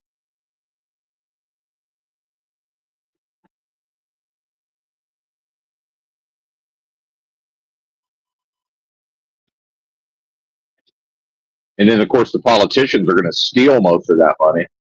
So what's actually going to... So when you go down there now, you can tell, oh, look, it's like, look, a new concrete, and there's a curb there.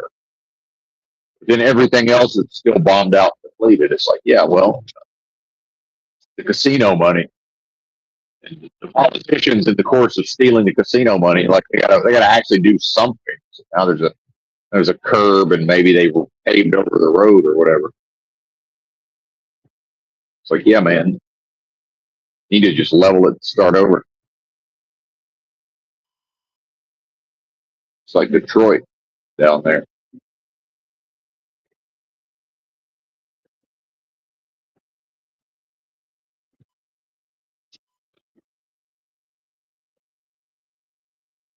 But eventually enough time passes and Detroit gets rebuilt. You know, Pine Bluff doesn't, and eventually Detroit will be rebuilt and then will decay again, and they'll say, well, it's starting to look like Pine Bluff around here. You know, not that they wouldn't have that reference, but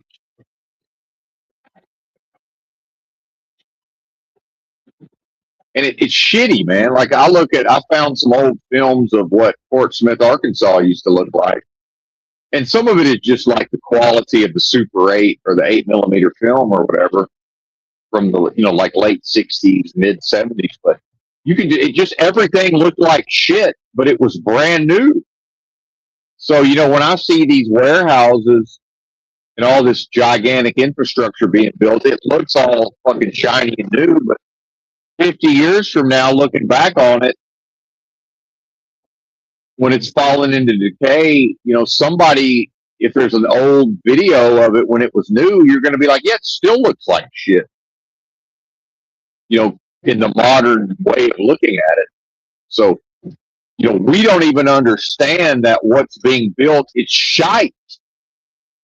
Right? So if I'm in driving this big rig in particular parts of the country, it's like, oh, gigantic warehouses that have just been built or, within the last 5 years all over the fucking place in certain areas.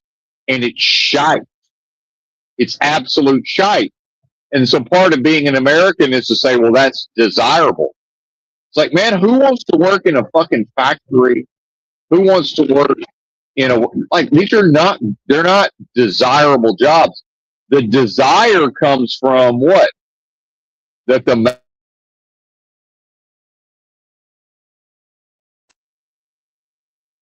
man wants to have a wife and kids, as for some reason, just my phone has turned the screen off for no reason.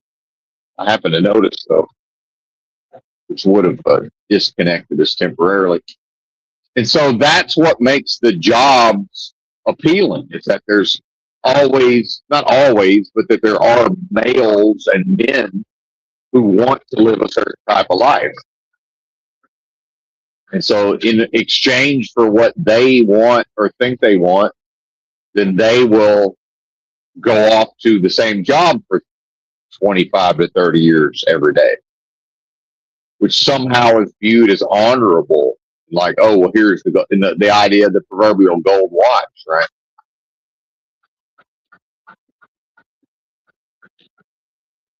Except it's hollow, it's vacuous. There's nothing there, right? How has society benefited from the nuclear? It hasn't. What has been the benefit of the nuclear family? Because things were arguably less shitty in certain ways in the past. How's that a benefit? That's back to my notion of the realm will attack you with fear, guilt, and shame via mockery and ridicule. And then when you go back to status quo, social contract, conformity to peer groups, it will remove enough of that and shame and mockery and ridicule, fear, guilt, and shame. And then what's left in the breach will feel like love, tolerance, and acceptance. It's not.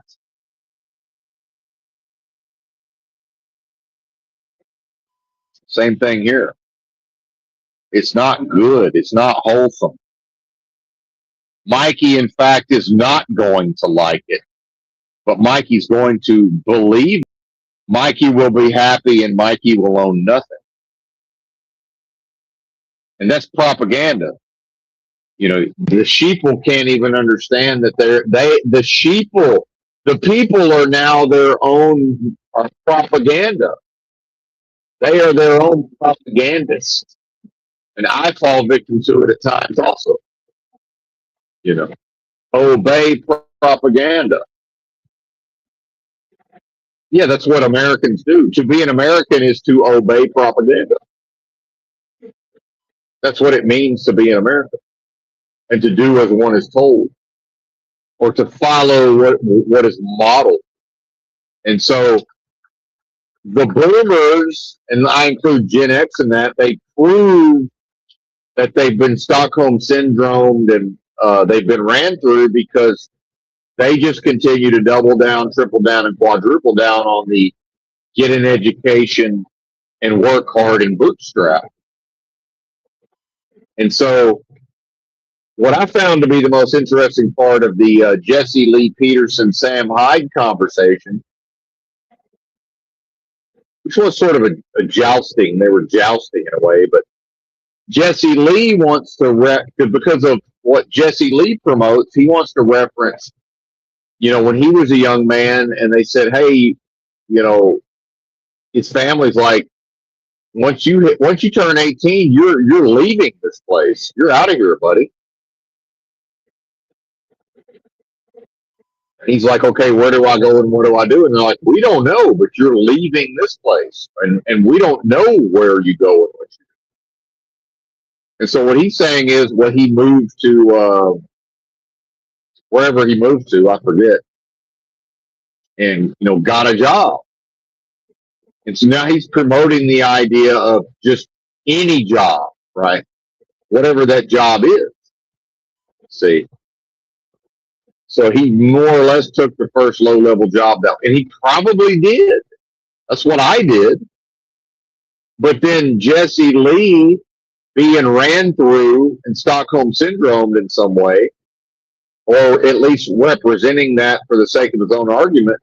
And then Sam Hyde is like, well, what are you talking about, Jesse Lee? That's over with. He's like, what are you talking? And Jesse Lee's like, it is? What are you talking about? It's like, yeah, you can't just go get a job now and have a place to live and feed yourself. That's over. And you know what Jesse Lee immediately said? He said, okay, get 2 jobs. Okay, understood. 2 jobs no longer pays in most areas. Now, yeah, in Fort Smith, Arkansas, could I work at the tobacco store 40 hours for minimum wage and then get another 40-hour minimum? $11 is Arkansas minimum wage. So, yeah, I could work 80 hours a week for $11, $880 a week, and take the taxes out of that. 880. Let's just lop off 20%.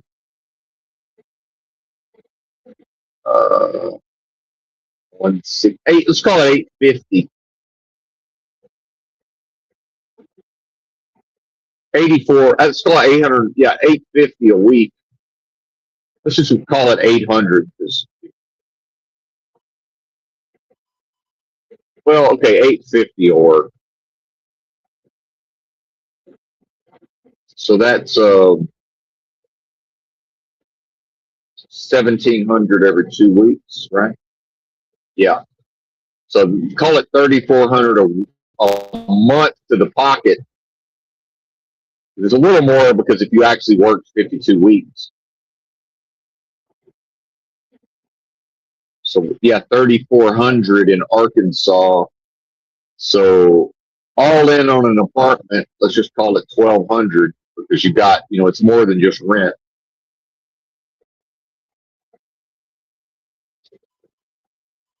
So 3,400, 1,200 is gone. So it's 2,200. Then let's assume we own our beater, but you're still spending 400 a month on that, gas, maintenance, insurance. So you're at 1,800.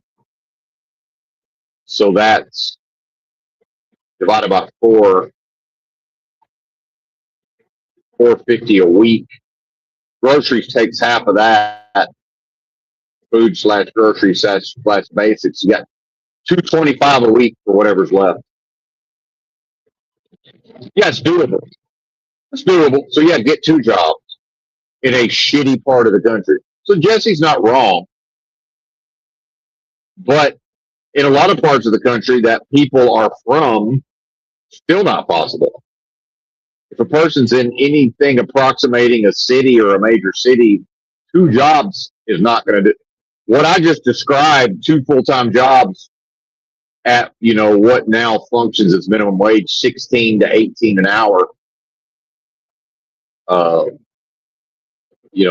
retail, and good luck even finding 2 actual 40-hour a week jobs that work with each other. So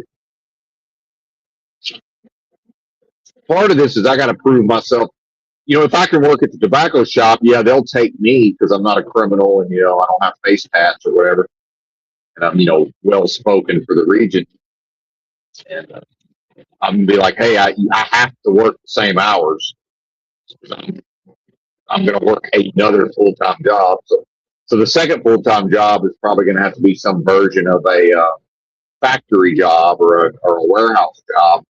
And I'm like, look, I can't necessarily work overtime. So, I'm second shift or I'm third shift, probably second shift. So now you got early gig. So let's say 16 hours a day, which is doable. So you're looking at 16 hours a day, 5 days a week, and then 2 days to recover and take care of one's basic needs. And then if you're going to actually sleep 8 hours, which means no, you're not, because whatever little bit of commute time. You see what I'm talking about here? So this is your so-called life. That's the end of free time. That means that's called no free time. And then remember, that's to maybe, and that's with no savings. There's no money to save for retirement. There's no money to put in the bank. There's no time to earn extra money. So now the bootstrapping is, well, hey, dummy, how come you only make $11 an hour? Go to school, get some training, do this, do that. Well, you're not working 2 full-time jobs in the trades. Meanwhile, what do the trades pay? Yeah, eventually the person can be worth 50 plus an hour. Not day one. Oh, look, truck driving. You ain't making money day one in trucking. Not the money people think they're going to make. No, you're not. That's not going to happen. And, I can post, I make $1,800 a week on a 1099. And some truckers will say, well, why are you doing that? You could be making $2,500. I'm like, well, oh, really? I don't think I can. Part of that is, well, I'm not willing to do whatever I would have to do to make it. I'm sure some people make 2,500 a week.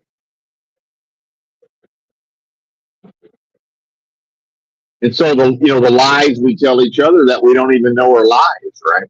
And so what do you think they're telling these new people? Because I found this homeless channel I've been following for a while, Scotty Bear. He's in CDL school to get his CDL.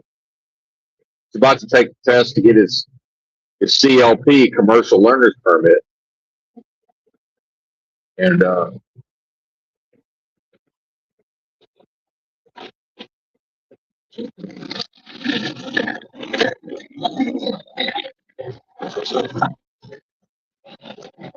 guy doesn't know anything. So see, this is what's funny.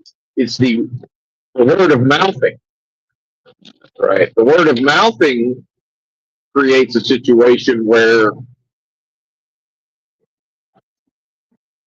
so I ran the numbers on what I averaged my first year in trucking, and in an entire year after taxes, I averaged $925 a week. However, that included a garnishment of $5,000, but then I got a large bonus also, which pretty much wiped out the garnish. It basically paid for the garnishment. Funny how that works.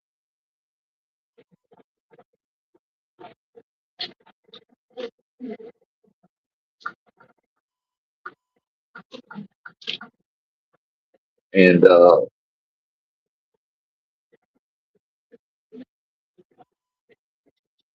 part of that was I really didn't take home time for the most part. Only like when I needed it, because I got too tired. I wasn't adapted to the job yet fully. And I remember at one point I was on the road working for 14 weeks, but I was doing 34-hour restarts. Still, it's a lot.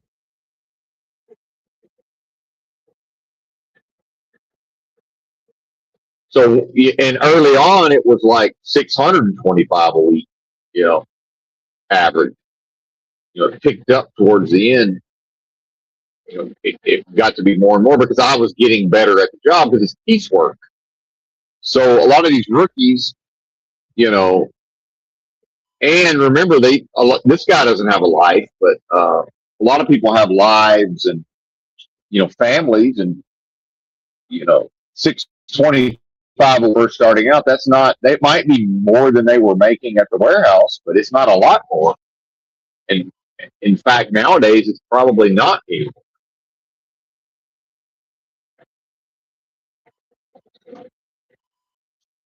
There's my water. Rinse my mouth out here.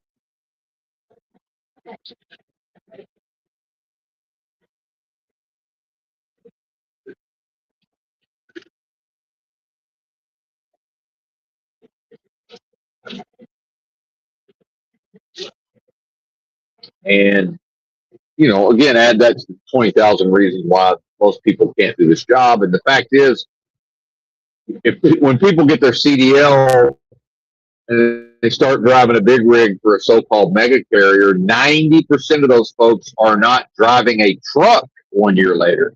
So not only, I'm not even talking about whether they leave that company. They're not even in the industry a year later. 90% leave the industry in the first year of the ones who go into.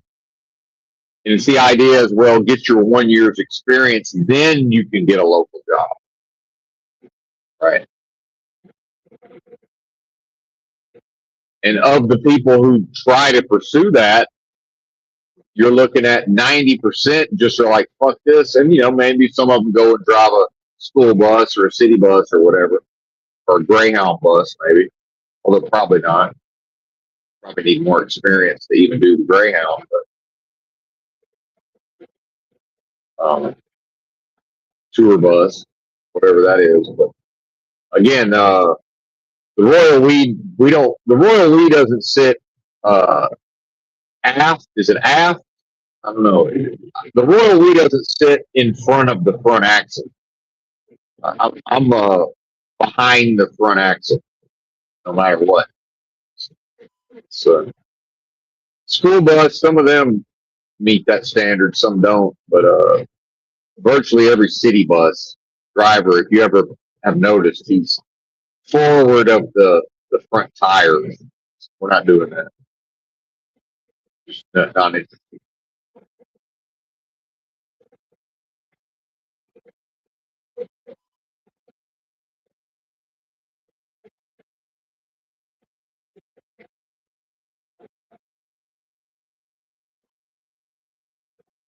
Yeah, 15 liters of inline six, 15 liters of turbo diesel power up there, right?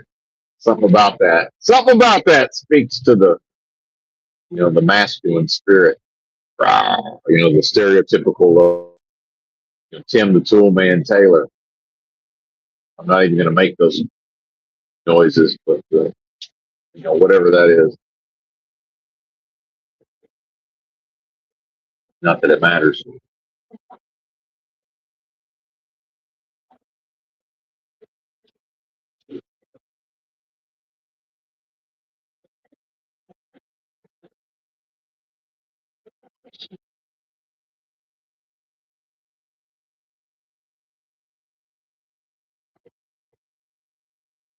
Now I'm starting to do the math on what problem is if the earliest I can even pick up the phone is 9 a.m. So then by the time I get back to my truck or back to my trailer at the truck stop, it's going to be 10 a.m.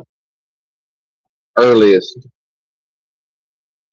And then, yeah, I'm not doing that, but I do hypothetically have time because, uh,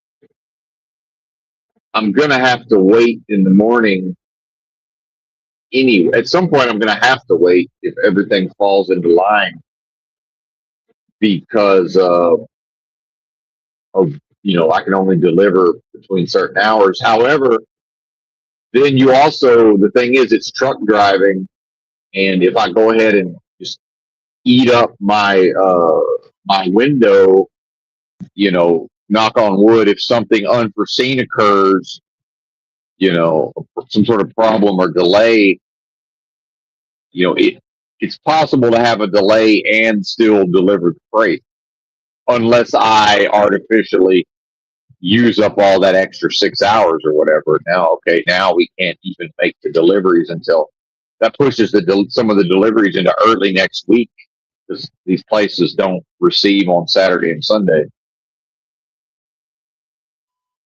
It's Monday through Friday because we're still pretending like there's a country and we're still pretending like it's a society. So the people who do this type of work, you know, mainly now eventually it'll probably be 7 days a week, and so this is sort of the idea that Americans won't say no to anything. So eventually, more and more they're going to be asked, to do these jobs 7 days a week instead of just Monday through Friday. And the reality is, if somebody's one of these installers for commercial doors or whatever, this particular customer, then um, if I get too much information, eventually people will be able to piece together. I don't want to get too much information to start talking to myself, but um, either way, so far nobody's taken up the challenge trying to figure all that out.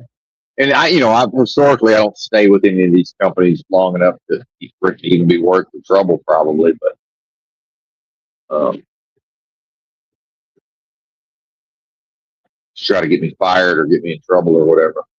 That's what the internet does, if it's able to.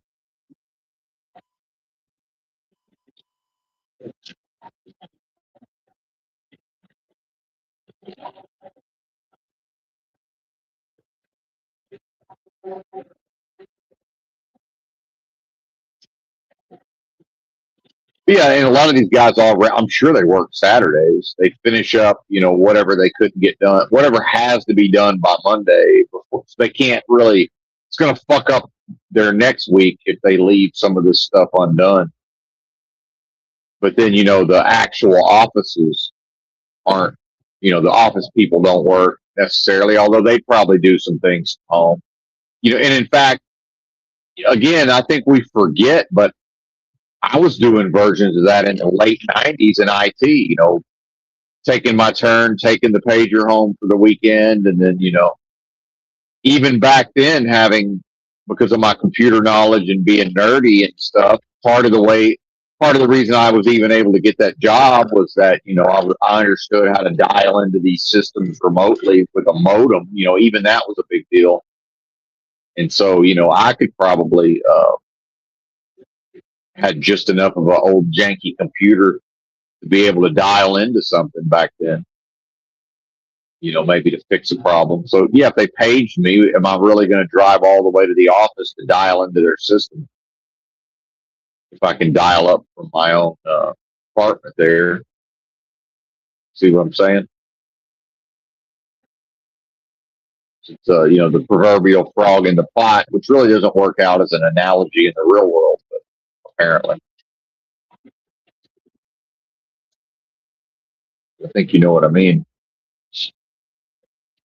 Shout out to the chat. I think we peaked at 10 people with no live chat. And I've said historically that as long as 10 people are willing to listen to me, I'll keep going. As much as I keep thinking it's going to eventually be zero, maybe it will, but it hasn't happened yet.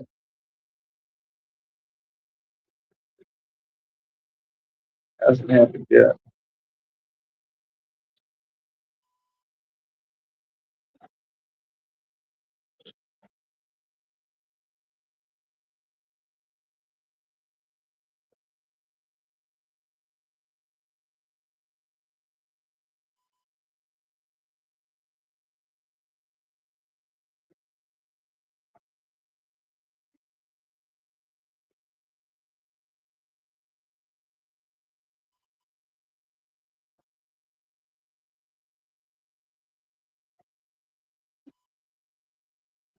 Yeah, the caffeine addiction has intensified recently. Feel a little headache, lack of caffeine.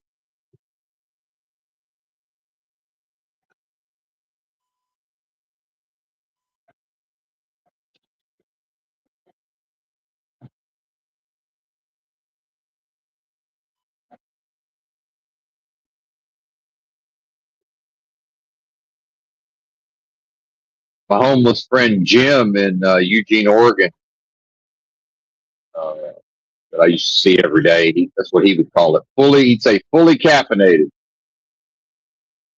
I think I was a little older than him, but only by a few years. Yeah, he had about 4 to 5 years younger than me, I think. I might be wrong on that though. Hard to say. I don't know. Hell, I'm not sure I ever even asked you. Now that I think about it.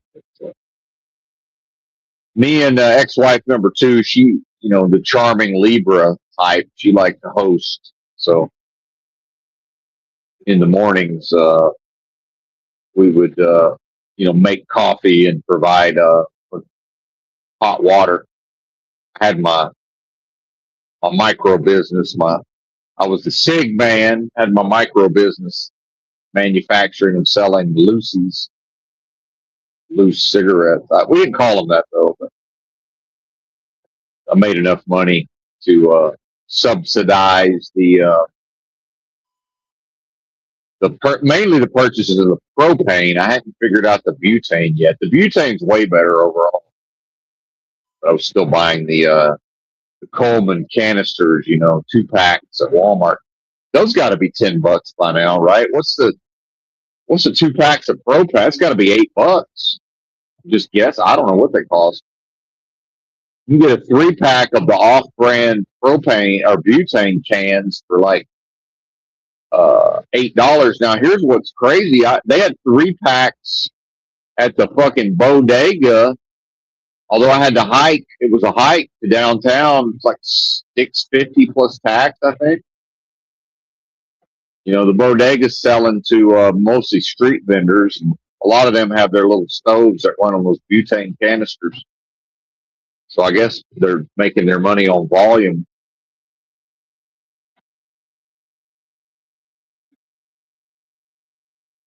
But not everything's more expensive in the big city. And yeah, those were even more off brand, but Coleman brands they're $3.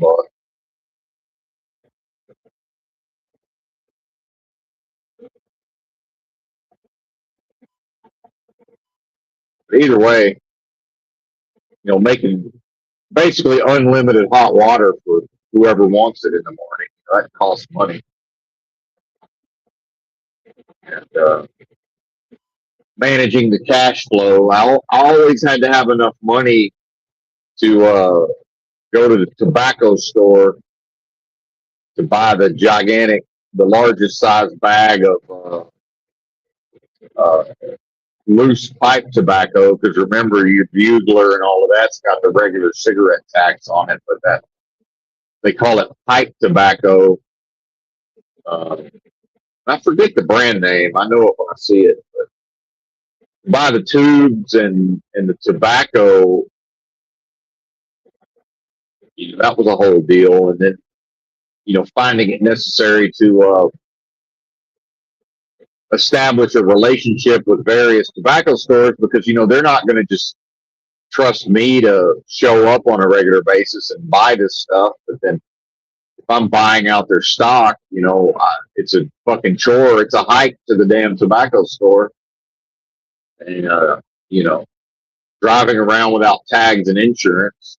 I want to limit the car trip to just what's absolutely necessary. So eventually I was borrowing somebody's bicycle, but to not have to walk or drive my car.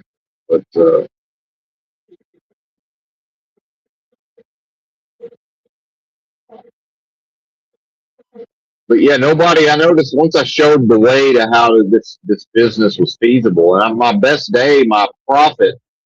So a lot of people will say, "Oh, I made a particular amount of money." I didn't make $80. I made $40, meaning that's what went to my pocket in profit that day. Pure profit. But yes, total sales was 80. Right. And that was my best day ever. I believe that's 400 cigarettes, I guess. Yeah, I made 10 cents a cigarette. Is that right? Yeah, 10 cents of profit. So actually total sales would have been 60. Now that I think about it. Or am I misremembering? I don't even remember. It's been a while. It doesn't matter. See, I hadn't all figured out. And part of this was I started out introductory price 10 cents a cigarette flat. There's no negotiating. And then I had a trusted advisor who said, you could get 15. And he was right. I upped the price to 15. But then that introduced where folks, because I would just, if they want one cigarette, 15 cents, yeah, here you go. But I'm here, the cigarettes are here. But then invariably people are like, what about 2 for 25? Nope. If you can buy, I'll sell you 100 of them, but it's 15 cents. Everybody gets the volume discount. It's 15 cents across the board. No negotiating. Take it or leave it.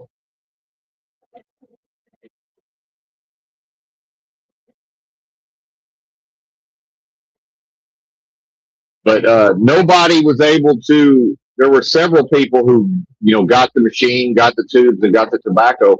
Nobody can keep it going because they have to be able to have a certain amount of money in their pocket and never spend that money. By the end of it, I had to have a hundo to go into the tobacco store and be able to buy $100 worth of supplies without it affecting whatever cash I needed to maintain my own life and my woman.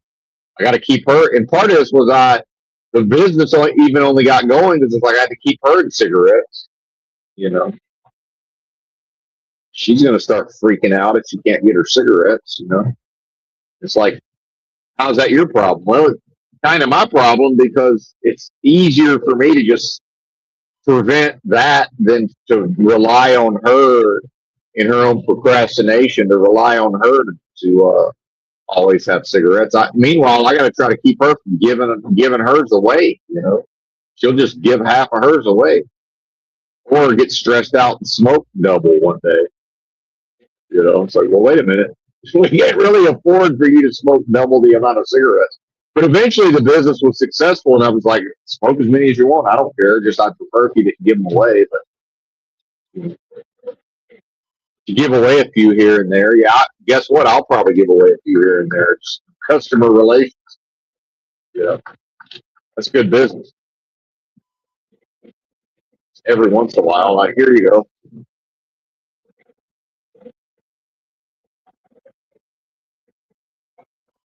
Keep them coming back. So yeah, I was a sick man, but nobody else could do it because they didn't have the discipline. I'm just a disciplined person by nature. They didn't have the discipline as a homeless person, and a lot of them was drug addicts. But you know, even if they weren't drug addicts, I don't think it would have mattered. They can't have $100 burning a hole in their pocket. It's not something they can. They're just not able to do that. They're going to buy something at some point, or just not understand that they can't afford that. It's like, yeah, I understand you thought you had enough money to go buy something. Well, it turned out you didn't, because the business is, for a time, it's growing larger and larger. So the amount of money required for supplies is growing larger and larger. So you might not be able to spend the profit at all.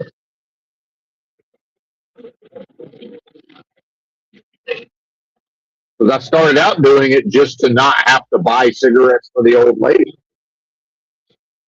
Realistically, that's all it did for me in the short term was, okay, now we're not, and I got her off the Palm Mall to a cheaper product. So worst case scenario, it's like the business doesn't work, but we're rolling her cigarettes. It's because somebody just gave her one of those metal, machines that stuffs the tobacco into the tube. And you should have seen the look on her face when every once in a while she'd look over and I'd fired up a heater. But I've never been a smoker. And she's like, "What the fuck are you doing?"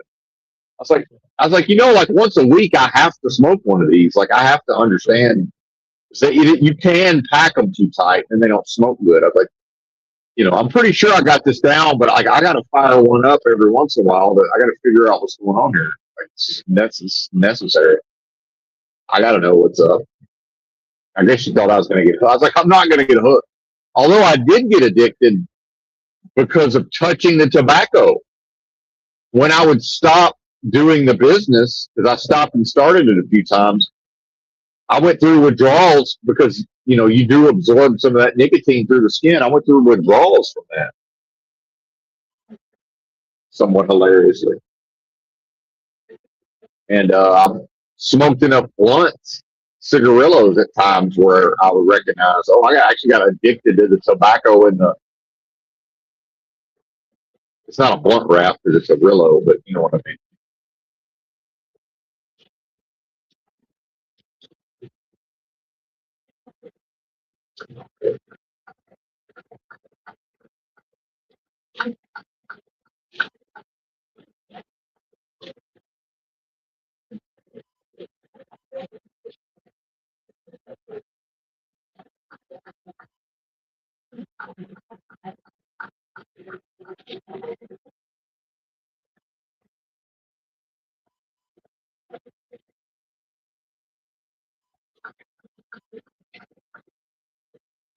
Now I get to race a super trucker back there trying to cut me off. Like, yeah, man, I don't have the lanes memorized. I need to have the lane change option. If I let him come up on my right and I need to go to the right, now I can't. Now I got to hammer down and outrun him. He wants to, for no fucking apparent reason, pass me on the right. It's like, why did you pass me way back there, super trucker? It's that, and see, that is, the system understands that this is what motivates people. People are happy to follow, just la la la, go along with whatever. But then, oh look, now they perceive an opportunity, a FOMO. Oh, they sense they're about to get trapped up into something. Oh, better hurry up past that big rig. Oh, you mean that one you were happy to follow for the last 20 minutes? Now because the lanes are changing and the lane's going to end, now you got to hurry and get in front of that truck. And people, this is what I mean by meditation and observing the internal space. People don't know that they're this way. If they knew that they were that way, they could do something about it. They don't understand that that's how they are. And that is part of being a human, is to be that way. And we all have our versions of whatever that is, even me. So part of the whole thing about meditation and observation is to see it happening and to understand what that is, then decide, okay, does this serve me? And if not, why do I continue to do it? You know, actually, it's because these certain features are built into the dead flesh. So it just the motivation of it seems like something is potentially lost, but it's like, okay, I had no problem following all of those vehicles up until this point, and now all of a sudden I want to pass. But meanwhile, what if this other vehicle that's not familiar with the area, now they need to get over to make their connection to the next road? But here I am in their way, based on the something built into my own stupid dead flesh. In some way, that is the state of man or the fall of man, right? It's built into what it is to be a man. The fall is built into that. So the what I am, the spirit of what I am, must transcend that limitation, or it can't be what it is claimed to be, based on antithesis and the wager, you know, the idea of the interplay between thesis and antithesis, proposition and, you know, the inverse of the proposition or assertion, right? These things must be, because they have to be, otherwise the possibility of no thing existing, you know, to the existence, basically the lack of existence, right? Just no existence. That would be possible otherwise. So proposition, thesis, and antithesis have to exist. Now we have the yin and the yang. Now we have delusion. Delusion must exist, but it can't ever exist in a fully actual realizable way. That's also not possible. So now you see the interplay. Now we begin to see the interplay of those various phenomena, right?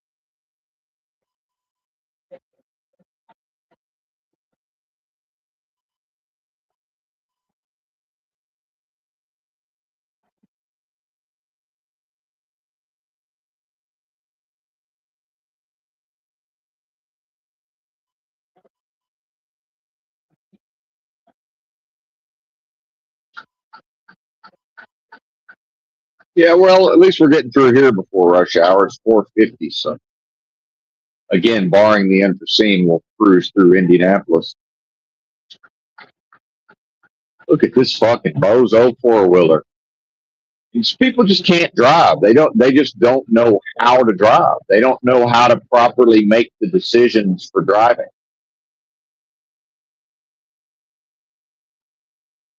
So that's what I'll tell the cop if they want to give me a ticket for going 71 and a 65 in the fast lane, I'll be like, yeah, man, do you see anybody else hitting that fast lane and passing? I don't. I see one. There's a pickup truck up in front of me. I'm catching up to him. I don't see anybody using this lane for its intended design purpose. Not one. I see a bunch of people making traffic where it doesn't need to exist because they don't understand what they're supposed to be doing. That whatever was supposed to be installed in their brain when they were taught how to drive, it ain't there. I caught the tail end of society still taught people how to drive because society was still pretending to be a proper functioning society. And so a lot of you who are my age and older or from backwards parts of the country, that has been our experience, and we don't understand that's not normal. If that's not normal, that was normal for the time, see? Because that's what served the system. And now I've got one car blocking whatever I want to do because they're driving at all times in relation to what I'm doing. So when I slow down, they slow down. When I speed up, they speed up. So they're never not in the same position relative to me. And it just creates traffic because I can't get through here. It's not possible. And I can't safely follow behind them in the middle lane. If I'm stuck, even though I have wide open space in front of me, there's nowhere I can go because one car wants to look at their phone, not pay attention to their driving, and doesn't understand how to drive. And that's your fellow countrymen. And there's more of them that meet that description than any other description.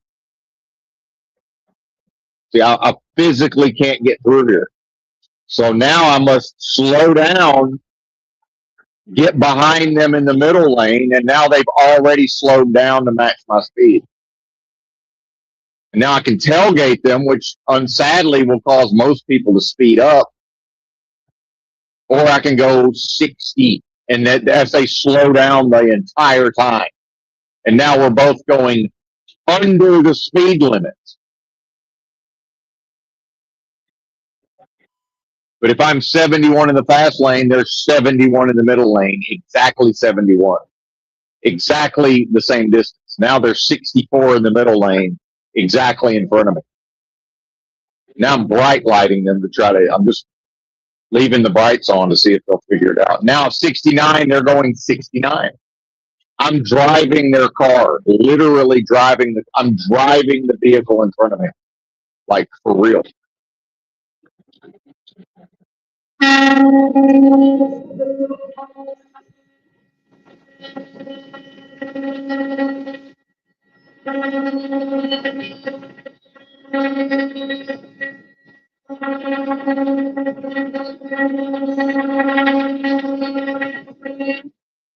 you going to let me pass you, or are we just going to drive together to Oklahoma? I'm going to Missouri. I'm going to Joplin. If I can make it that far, and there's no traffic. And now they're going to go 71 on my trailer tampons. But if I slow down to 65, they'll go 65 on my trailer tampons. If I slow down to 60, they'll go 60 on my trailer tampons. This is your fellow American.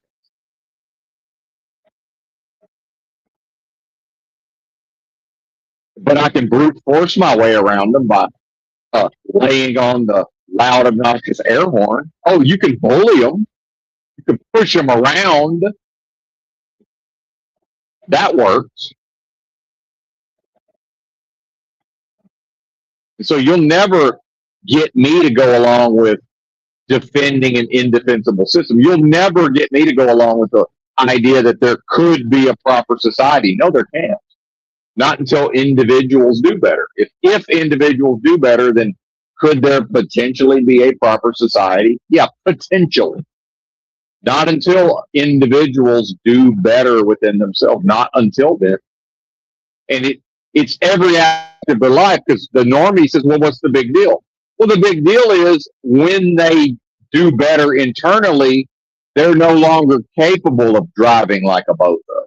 Now, yeah, any of us can do that in a vacuum from time to time. Any of us, right?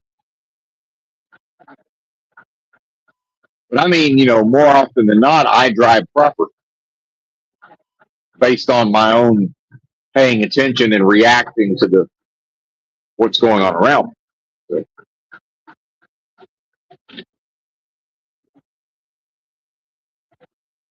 That's what I do. They just get near some vehicle and see.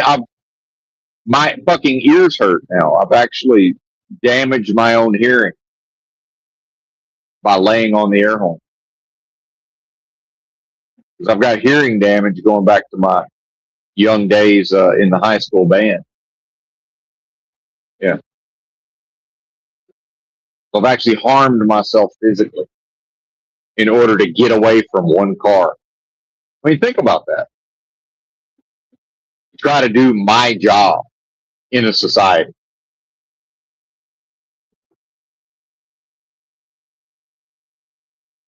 So I can get the fuck through here and maybe meet my goal for the day. Right. Or I'll travel 40 less miles because of where the truck stop is located. One or the other. And part of it is people just refuse to behave properly because they don't know how to, because they don't know that they're not behaving properly. They don't understand what they're doing because they don't have the ability to understand what they're doing.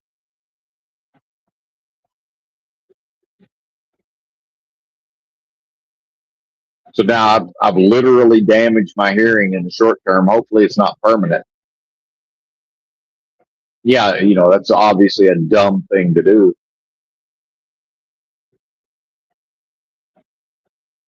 I don't think I'll be doing that again.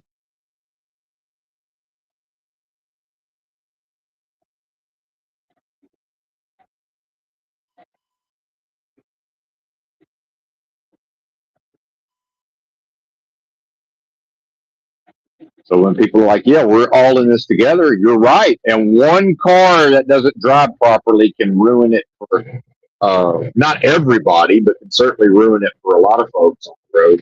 Oh, yeah, truckers keeping America moving. Okay, Americans making sure America moves at a much slower pace than it would need to otherwise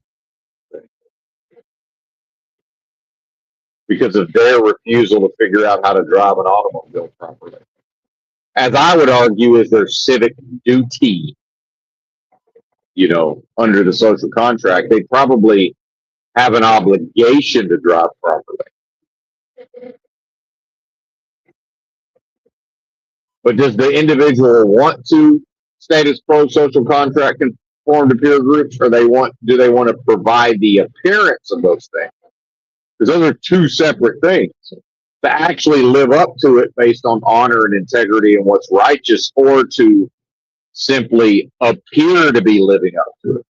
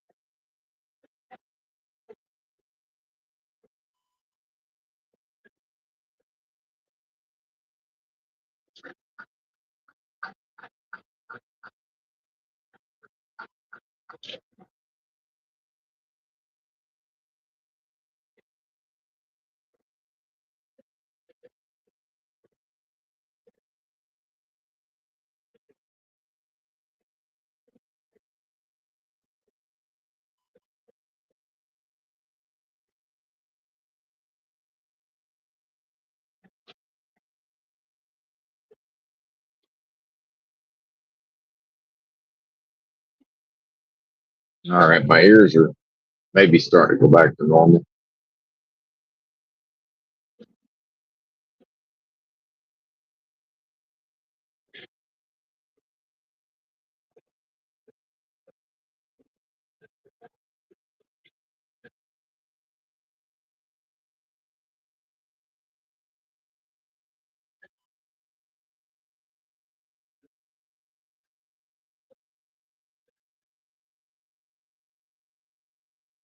Bear with me. I want to make sure I don't accidentally take the wrong fucking exit.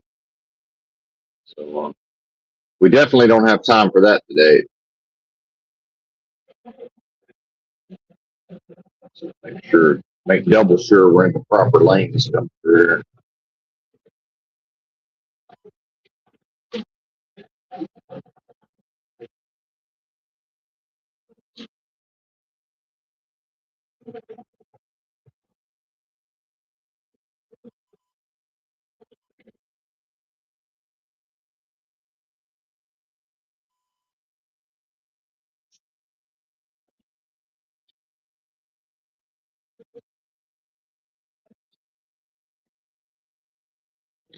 So, back to what I was talking about yesterday with the male female dynamics, to me, the key realization is that, and again, speaking strictly from the male perspective, there's nothing can be done about any of it. It's like, yeah, I understand. And it's the notion of, 90% of divorces being initiated by college educated women. Well, number one, so that indicates to me that the mistake is not the divorce. The mistake was the getting married in the first place. But also, is that a bad outcome? And at this point, it's like, well, if it's 90%, they're probably on to something. So to me, it's like, what's wrong with 90% of men? So are you telling me 90% of men stick around for abuse? Because we're only talking in the context of 100% of divorces. That's the only way we can get into 90% of all divorce. So we've accepted divorce as an outcome to where we don't even bother to think our way through, well, wait a minute, why are there so many divorces? What's up with the prevalence of divorce? Well, divorce has been so normalized because remember, I'm again 50 and born into a time warp. So I remember a time when divorce wasn't normal, at least as far as the frequency.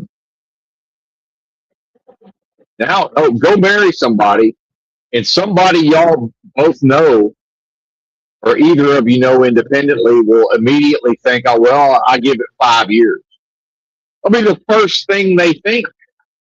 That's normal, right? But then because I have a dick and balls, I'm supposed to be fucking horrified about the idea of 90% of divorces are initiated by college educated women. It's like, okay, is that a valid reason to wage a proverbial war on college age women?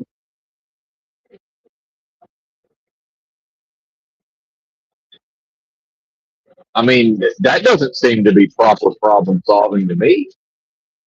Like, what are you talking about? Like, is there anything to be done whatsoever on that basis?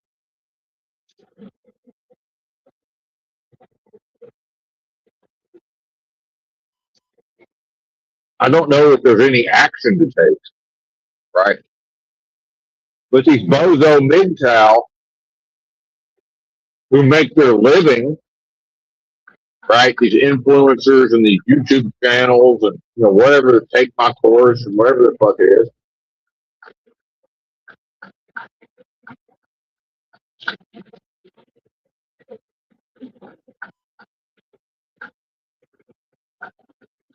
Do you know how fucking easy it would be for me to get a few students and just walk around and talk to broads and get fucking phone numbers and contact information and take them on dates?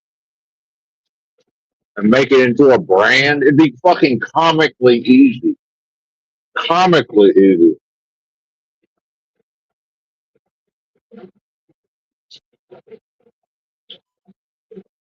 Who cares? Sounds miserable, actually. Now that I think about it, talk about death. That's death.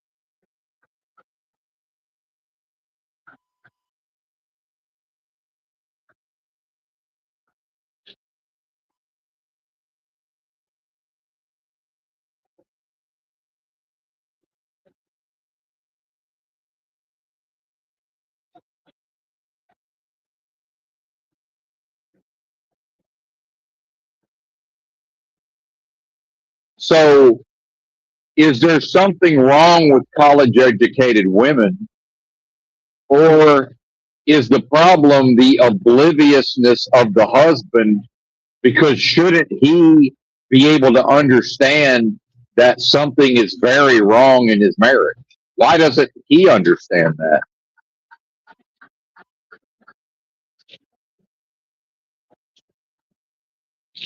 Right? How come he's the last one to know? It's called obliviousness.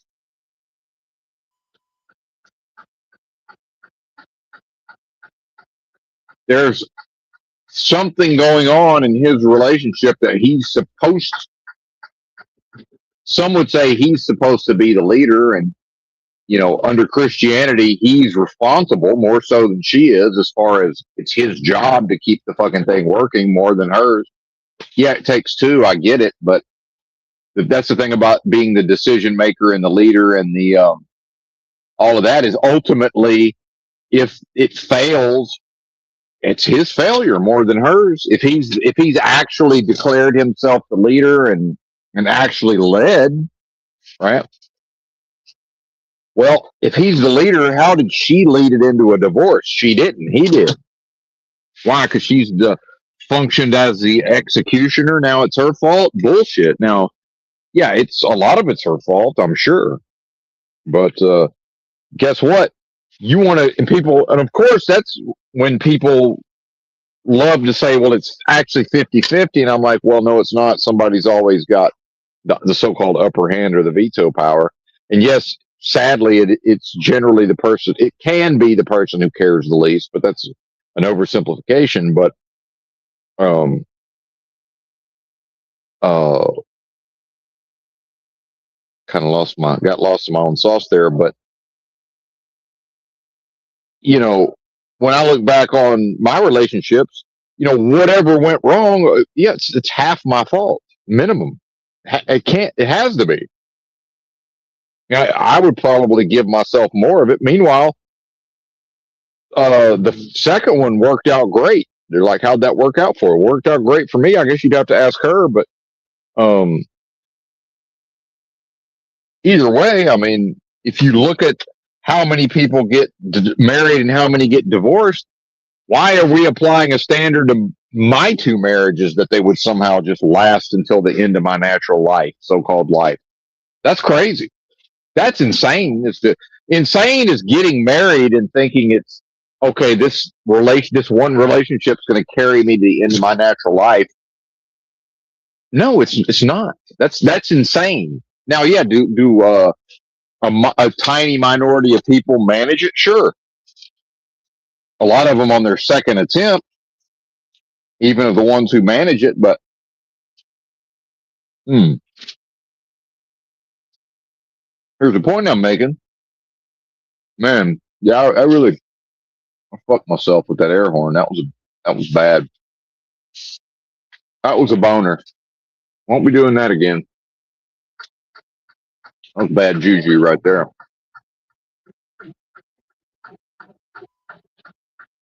Bad motherfucking juju.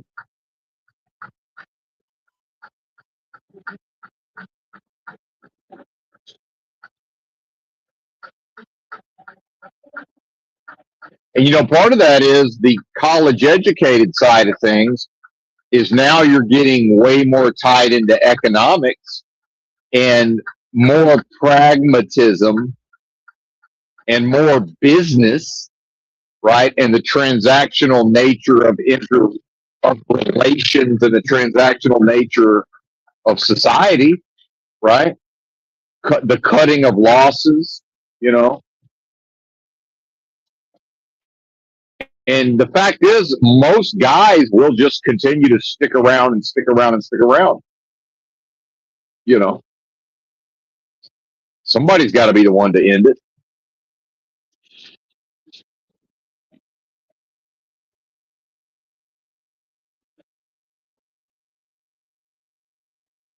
And then so you can blame, but why are they going to college in the first place? To have a career and an income, potentially. And of course, as we know, that's not even guaranteed. But again, these are people who do as they're told and follow the word of mouthing and the so-called conventional wisdom. And then they're in college and they have a degree, and a lot of them do end up, making decent money, at least for a time.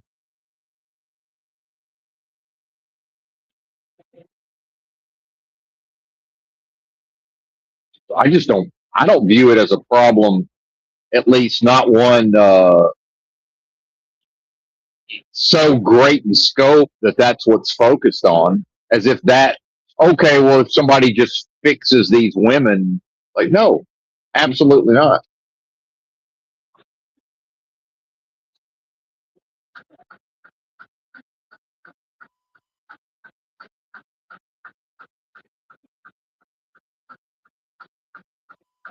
Because anybody that wants to uphold an outdated view of society as if it used to function properly, and then saying it's all gone to shit, okay, who gets the blame for that? Because you're not going to blame women for that. Not on my watch.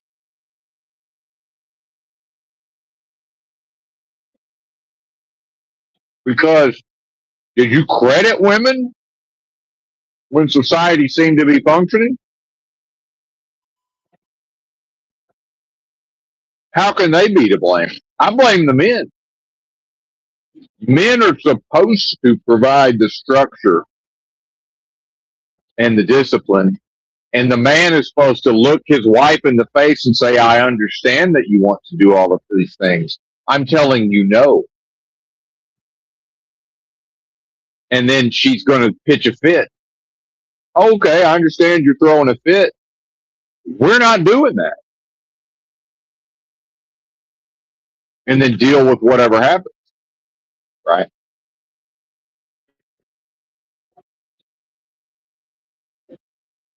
And to hopefully have developed the skills to not end up in a marriage with a marriage partner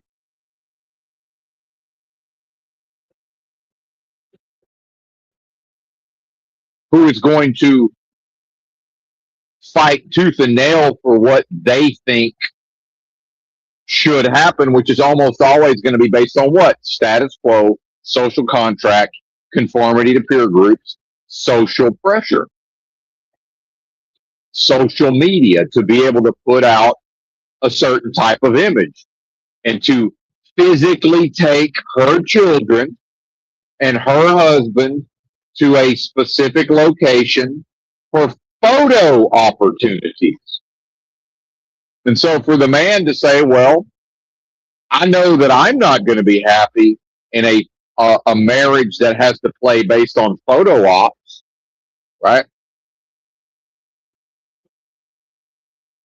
You know how many photo opportunities happened in both of my marriages? I remember one. It was a total fucking disaster. One fucking time. And in fact, probably was a large contributor to us splitting up in a way, or at least the catalyst for the split up.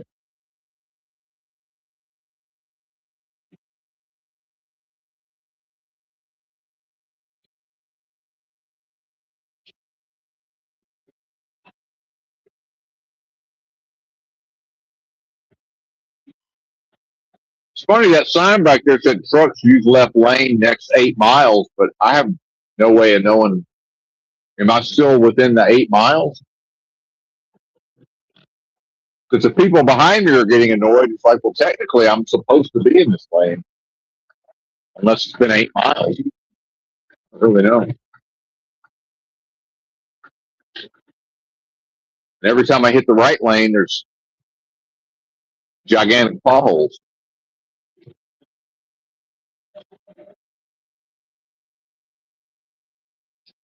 which I'm assuming is why they want me in the left lane,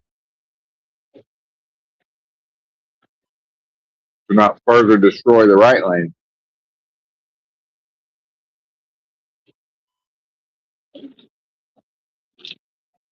And here's the thing: you don't need a society where every single person is able to analyze all these dynamics just to be in a marriage. But society is so fragmented, isolated, and transactional that you can't. It's not possible to have within society. Oh, you know, uh, that's my friend Benton, or this person Benton. I know him, and when I need to, I consult him about matters that then I can take this information and maybe avoid some of the pitfalls in my own relationship. That's not available to people.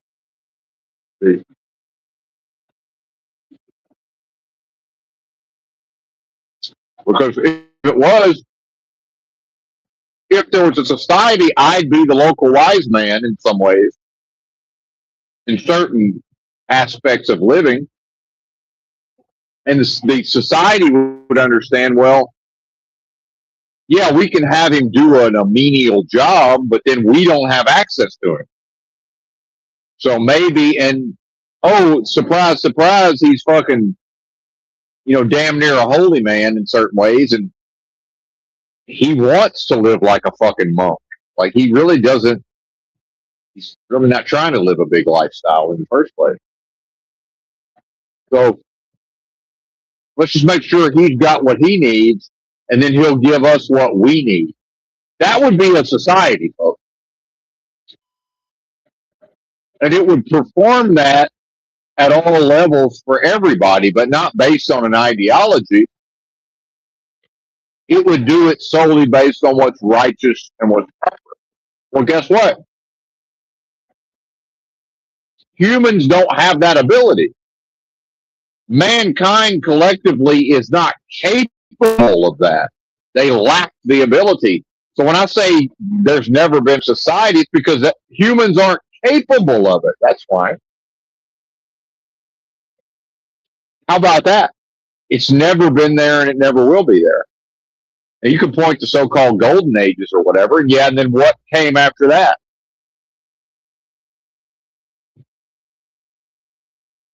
And how would a golden age ever give way to a dark age? That doesn't even make sense.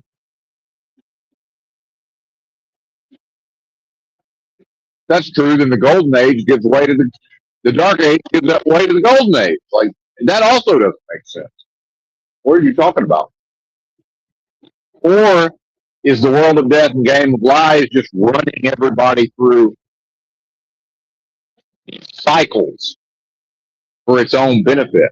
That's what I see.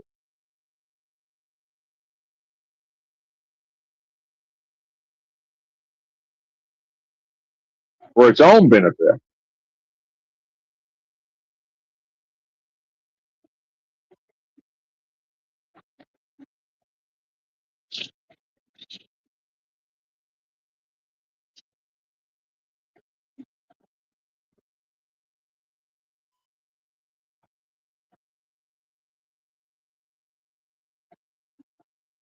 Apologies, I'm eating some watermelon.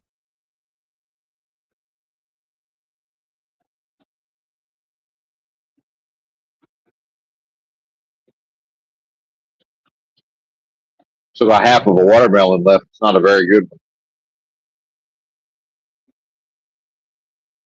Like, I got through half of one, half of it. I might just chuck the rest.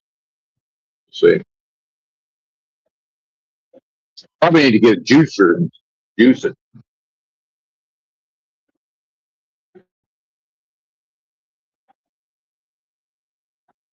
How bad could it be?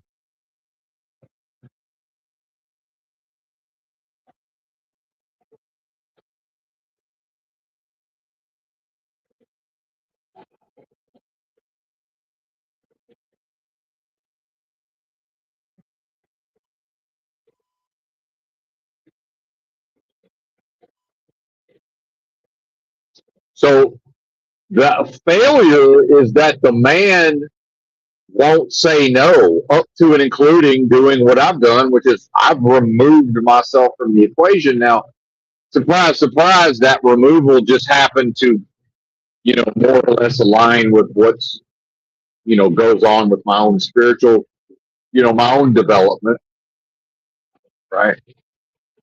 Serendipitously, perhaps. But either way, I got deal breakers. They're not negotiable. And what most guys want to do is, oh, I'll just tell her my deal breakers and shit. No, a deal breaker means when she breaks the deal, you're just not there. You leave or you refuse to deal with her until she either goes along or she doesn't. And they need that. A man who won't perform that is depriving her of structure and stability, and he's preventing her from having the space to manifest her own feminine, magic, right, for lack of a better term. Because again, as Westerners, we're so brainwashed that anything worth having is only achievable through assertion, aggression, dominance, the yang or the masculine. That's not true. You can't expect a woman to aggressively and assertively carve out her niche in the world and make space for herself, and then to simultaneously be able to express that feminine aspects that men love so much. No, that's your job. You're failing. You failed. When your college educated wife divorces you, you failed. Now maybe the failure was you married a woman with a college degree. If that was the failure, that was the failure. Go find the failure. Pointing out that out of all the fucking total failures, 90% of them involved uh, college educated women. That's called a correlation. Meanwhile, if that's the cause, the man is powerless because the man doesn't have any control over that. The man doesn't control if at the end of the day, 90% of divorce is initiated by college age women. He has no control over that. So now he's a disempowered victim. Well, what I am can never be a victim. So if you think you're going to undertake the absurd and ridiculous task of fulfilling a strong, manly, masculine role in your life and by extension in society, you don't get to blame something that absolves you almost entirely. Because now you're a disempowered victim of feminism and women's college degrees.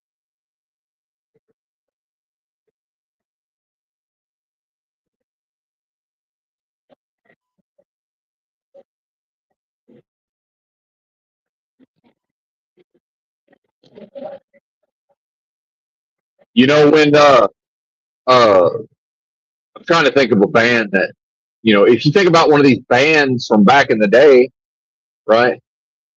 But once you got into the 90s and the 2000s, and they're, all these women are, they're picking out the women they want to party with that night. And I don't want to get into specifics.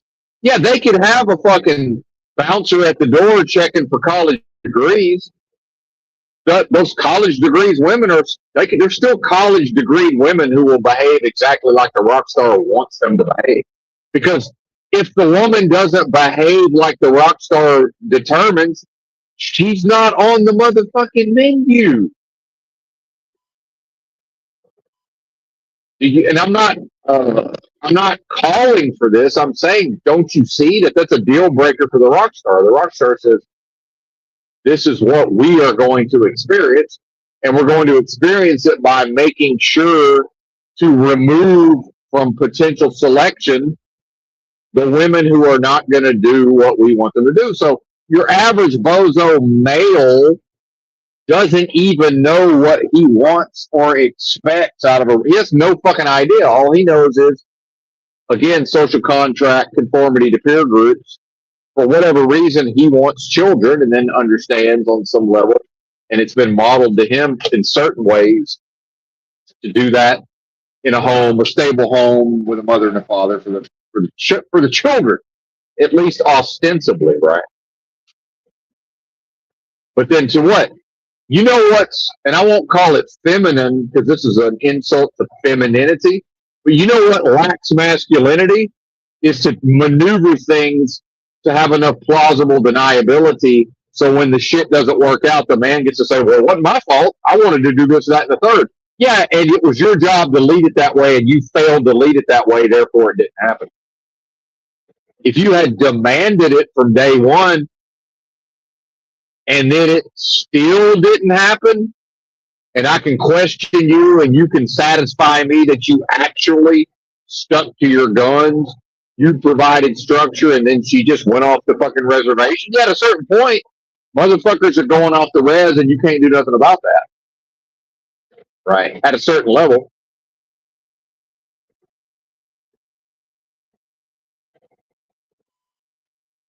But bitch made motherfuckers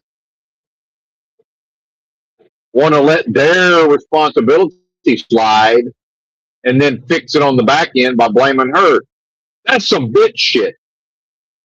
Is she to blame? Yeah, 50% of the blame goes to her. What are you doing about 50%? Because I ain't talking to her. She ain't here. She's off with some other bozo.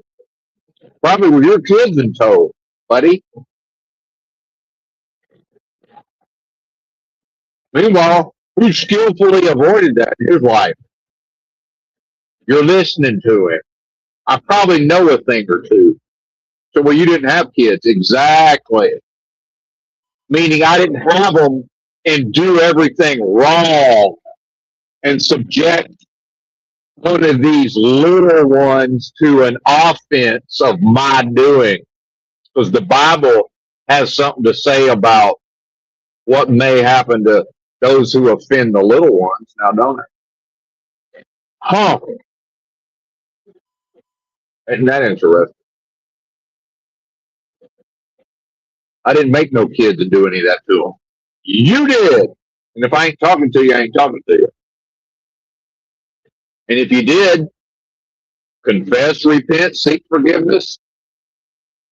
And in my experience, are forgiven like it never happened.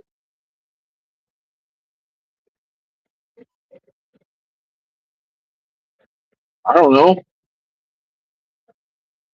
I've seen people who probably did it the wrong way the first time around, but were still responsible and still paid for their children. And maybe whoever I'm talking to, the financial part of it's probably never been a problem, I would guess. But I'm seeing some people doing it all over for the second time and maybe doing it correctly. See, again, it was never there was never going to be a first go around for me, much less a second. But that's me.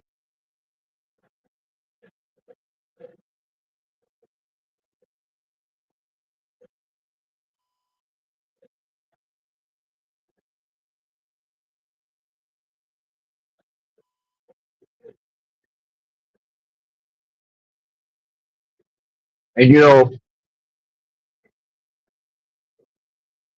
I can only take so much allowing somebody to lie to themselves and then trying to involve me in them lying to themselves. It reminds me of hanging out with some fellow big backpacker, dirty kid travelers. Of course, I was older, but kid in his 20s. And it turned out he had a daughter, and he was, obviously having problems, you know, his attempts to get a job and provide for his family. And of course, dealing with just whatever random woman he'd impregnated. All of this. I didn't have no skin in the game. We're sitting around smoking weed. Probably went on some weed together or something in Isla Vista, California, at a picnic table somewhere. Me, so these two guys, road dogs. Benton's a solo traveler, of course. Never had a road dog, but I never wanted one. Well, that's not true. Technically, ex-wife number two. Now that I think about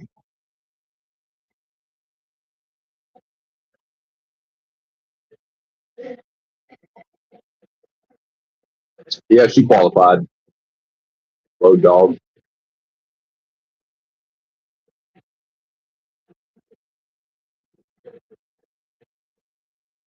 And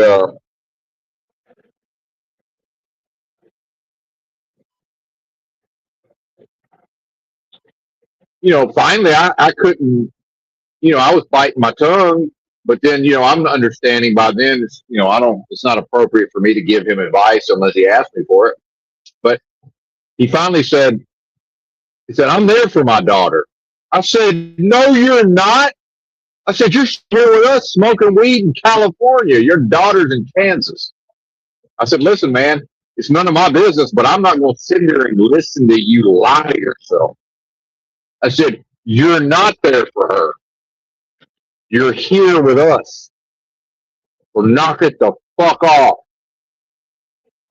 Told him just like that. Now, I wasn't angry about it, but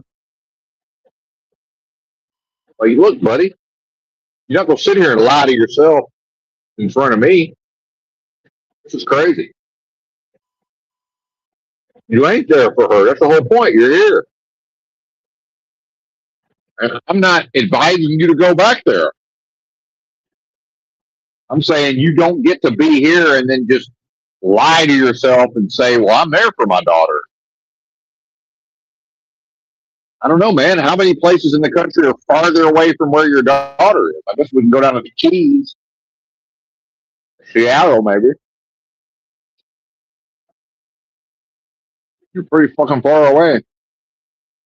Go up to the Northeast, I suppose. You're just about as far away as you could be and still be in America. I mean, pretty close. There's a few places farther away, not many. I don't mean, in the Conus. What the fuck are you talking about? And meanwhile, I didn't even add in the part where he's not even paying child support because I don't care. Doesn't matter to me.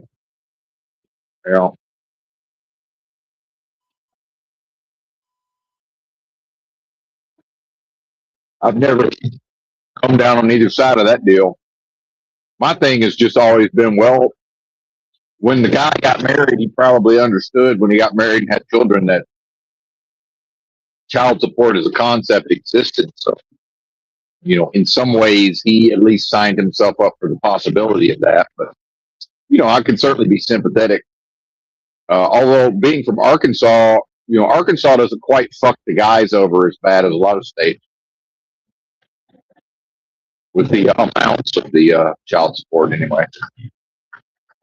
Of course, that, always changes. I'm sure it probably changed. But then, I've known plenty of dudes and their child support was comically low and they couldn't even come up with that. It's like, I mean, I don't care, but it's like, what the fuck?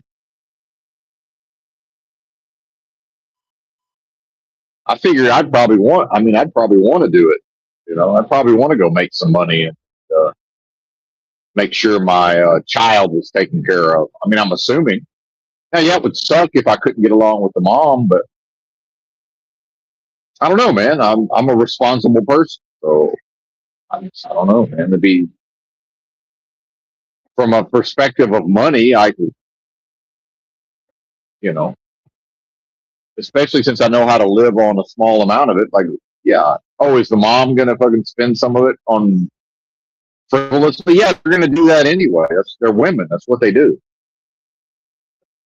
Hello, we've met the women, right? We've all got women in our lives to some extent, I would think. But yeah, they're frivolous at times. It's what they do.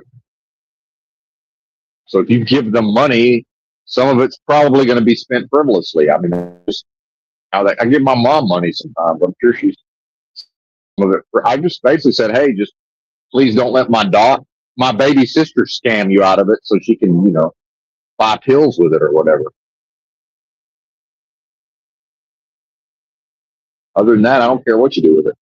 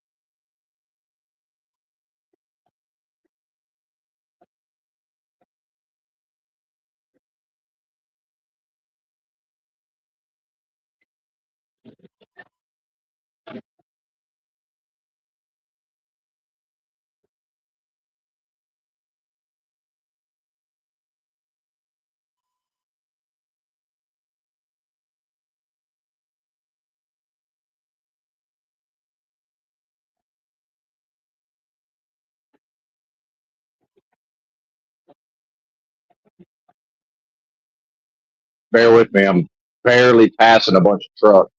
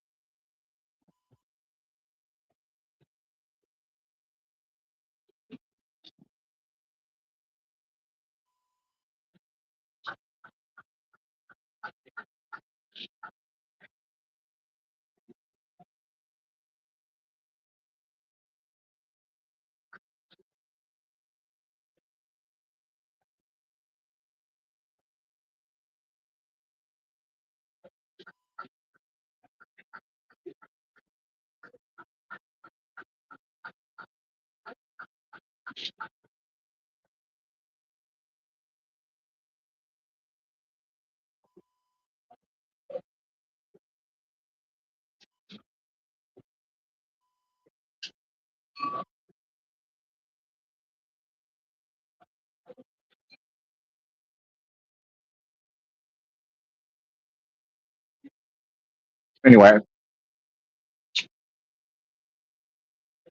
I guess that's all I want to say about that.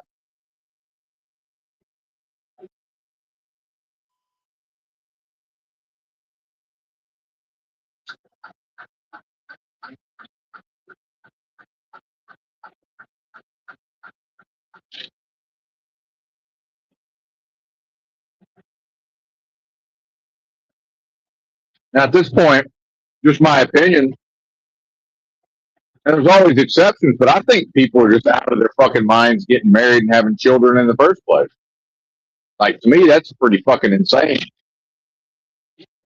Just, just, just insanity.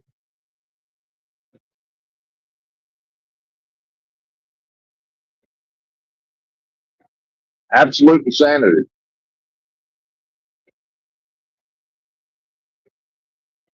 But I've been talking for 3 hours. Wow, it's crazy. Goodness. All right, I'm out of here. Bye.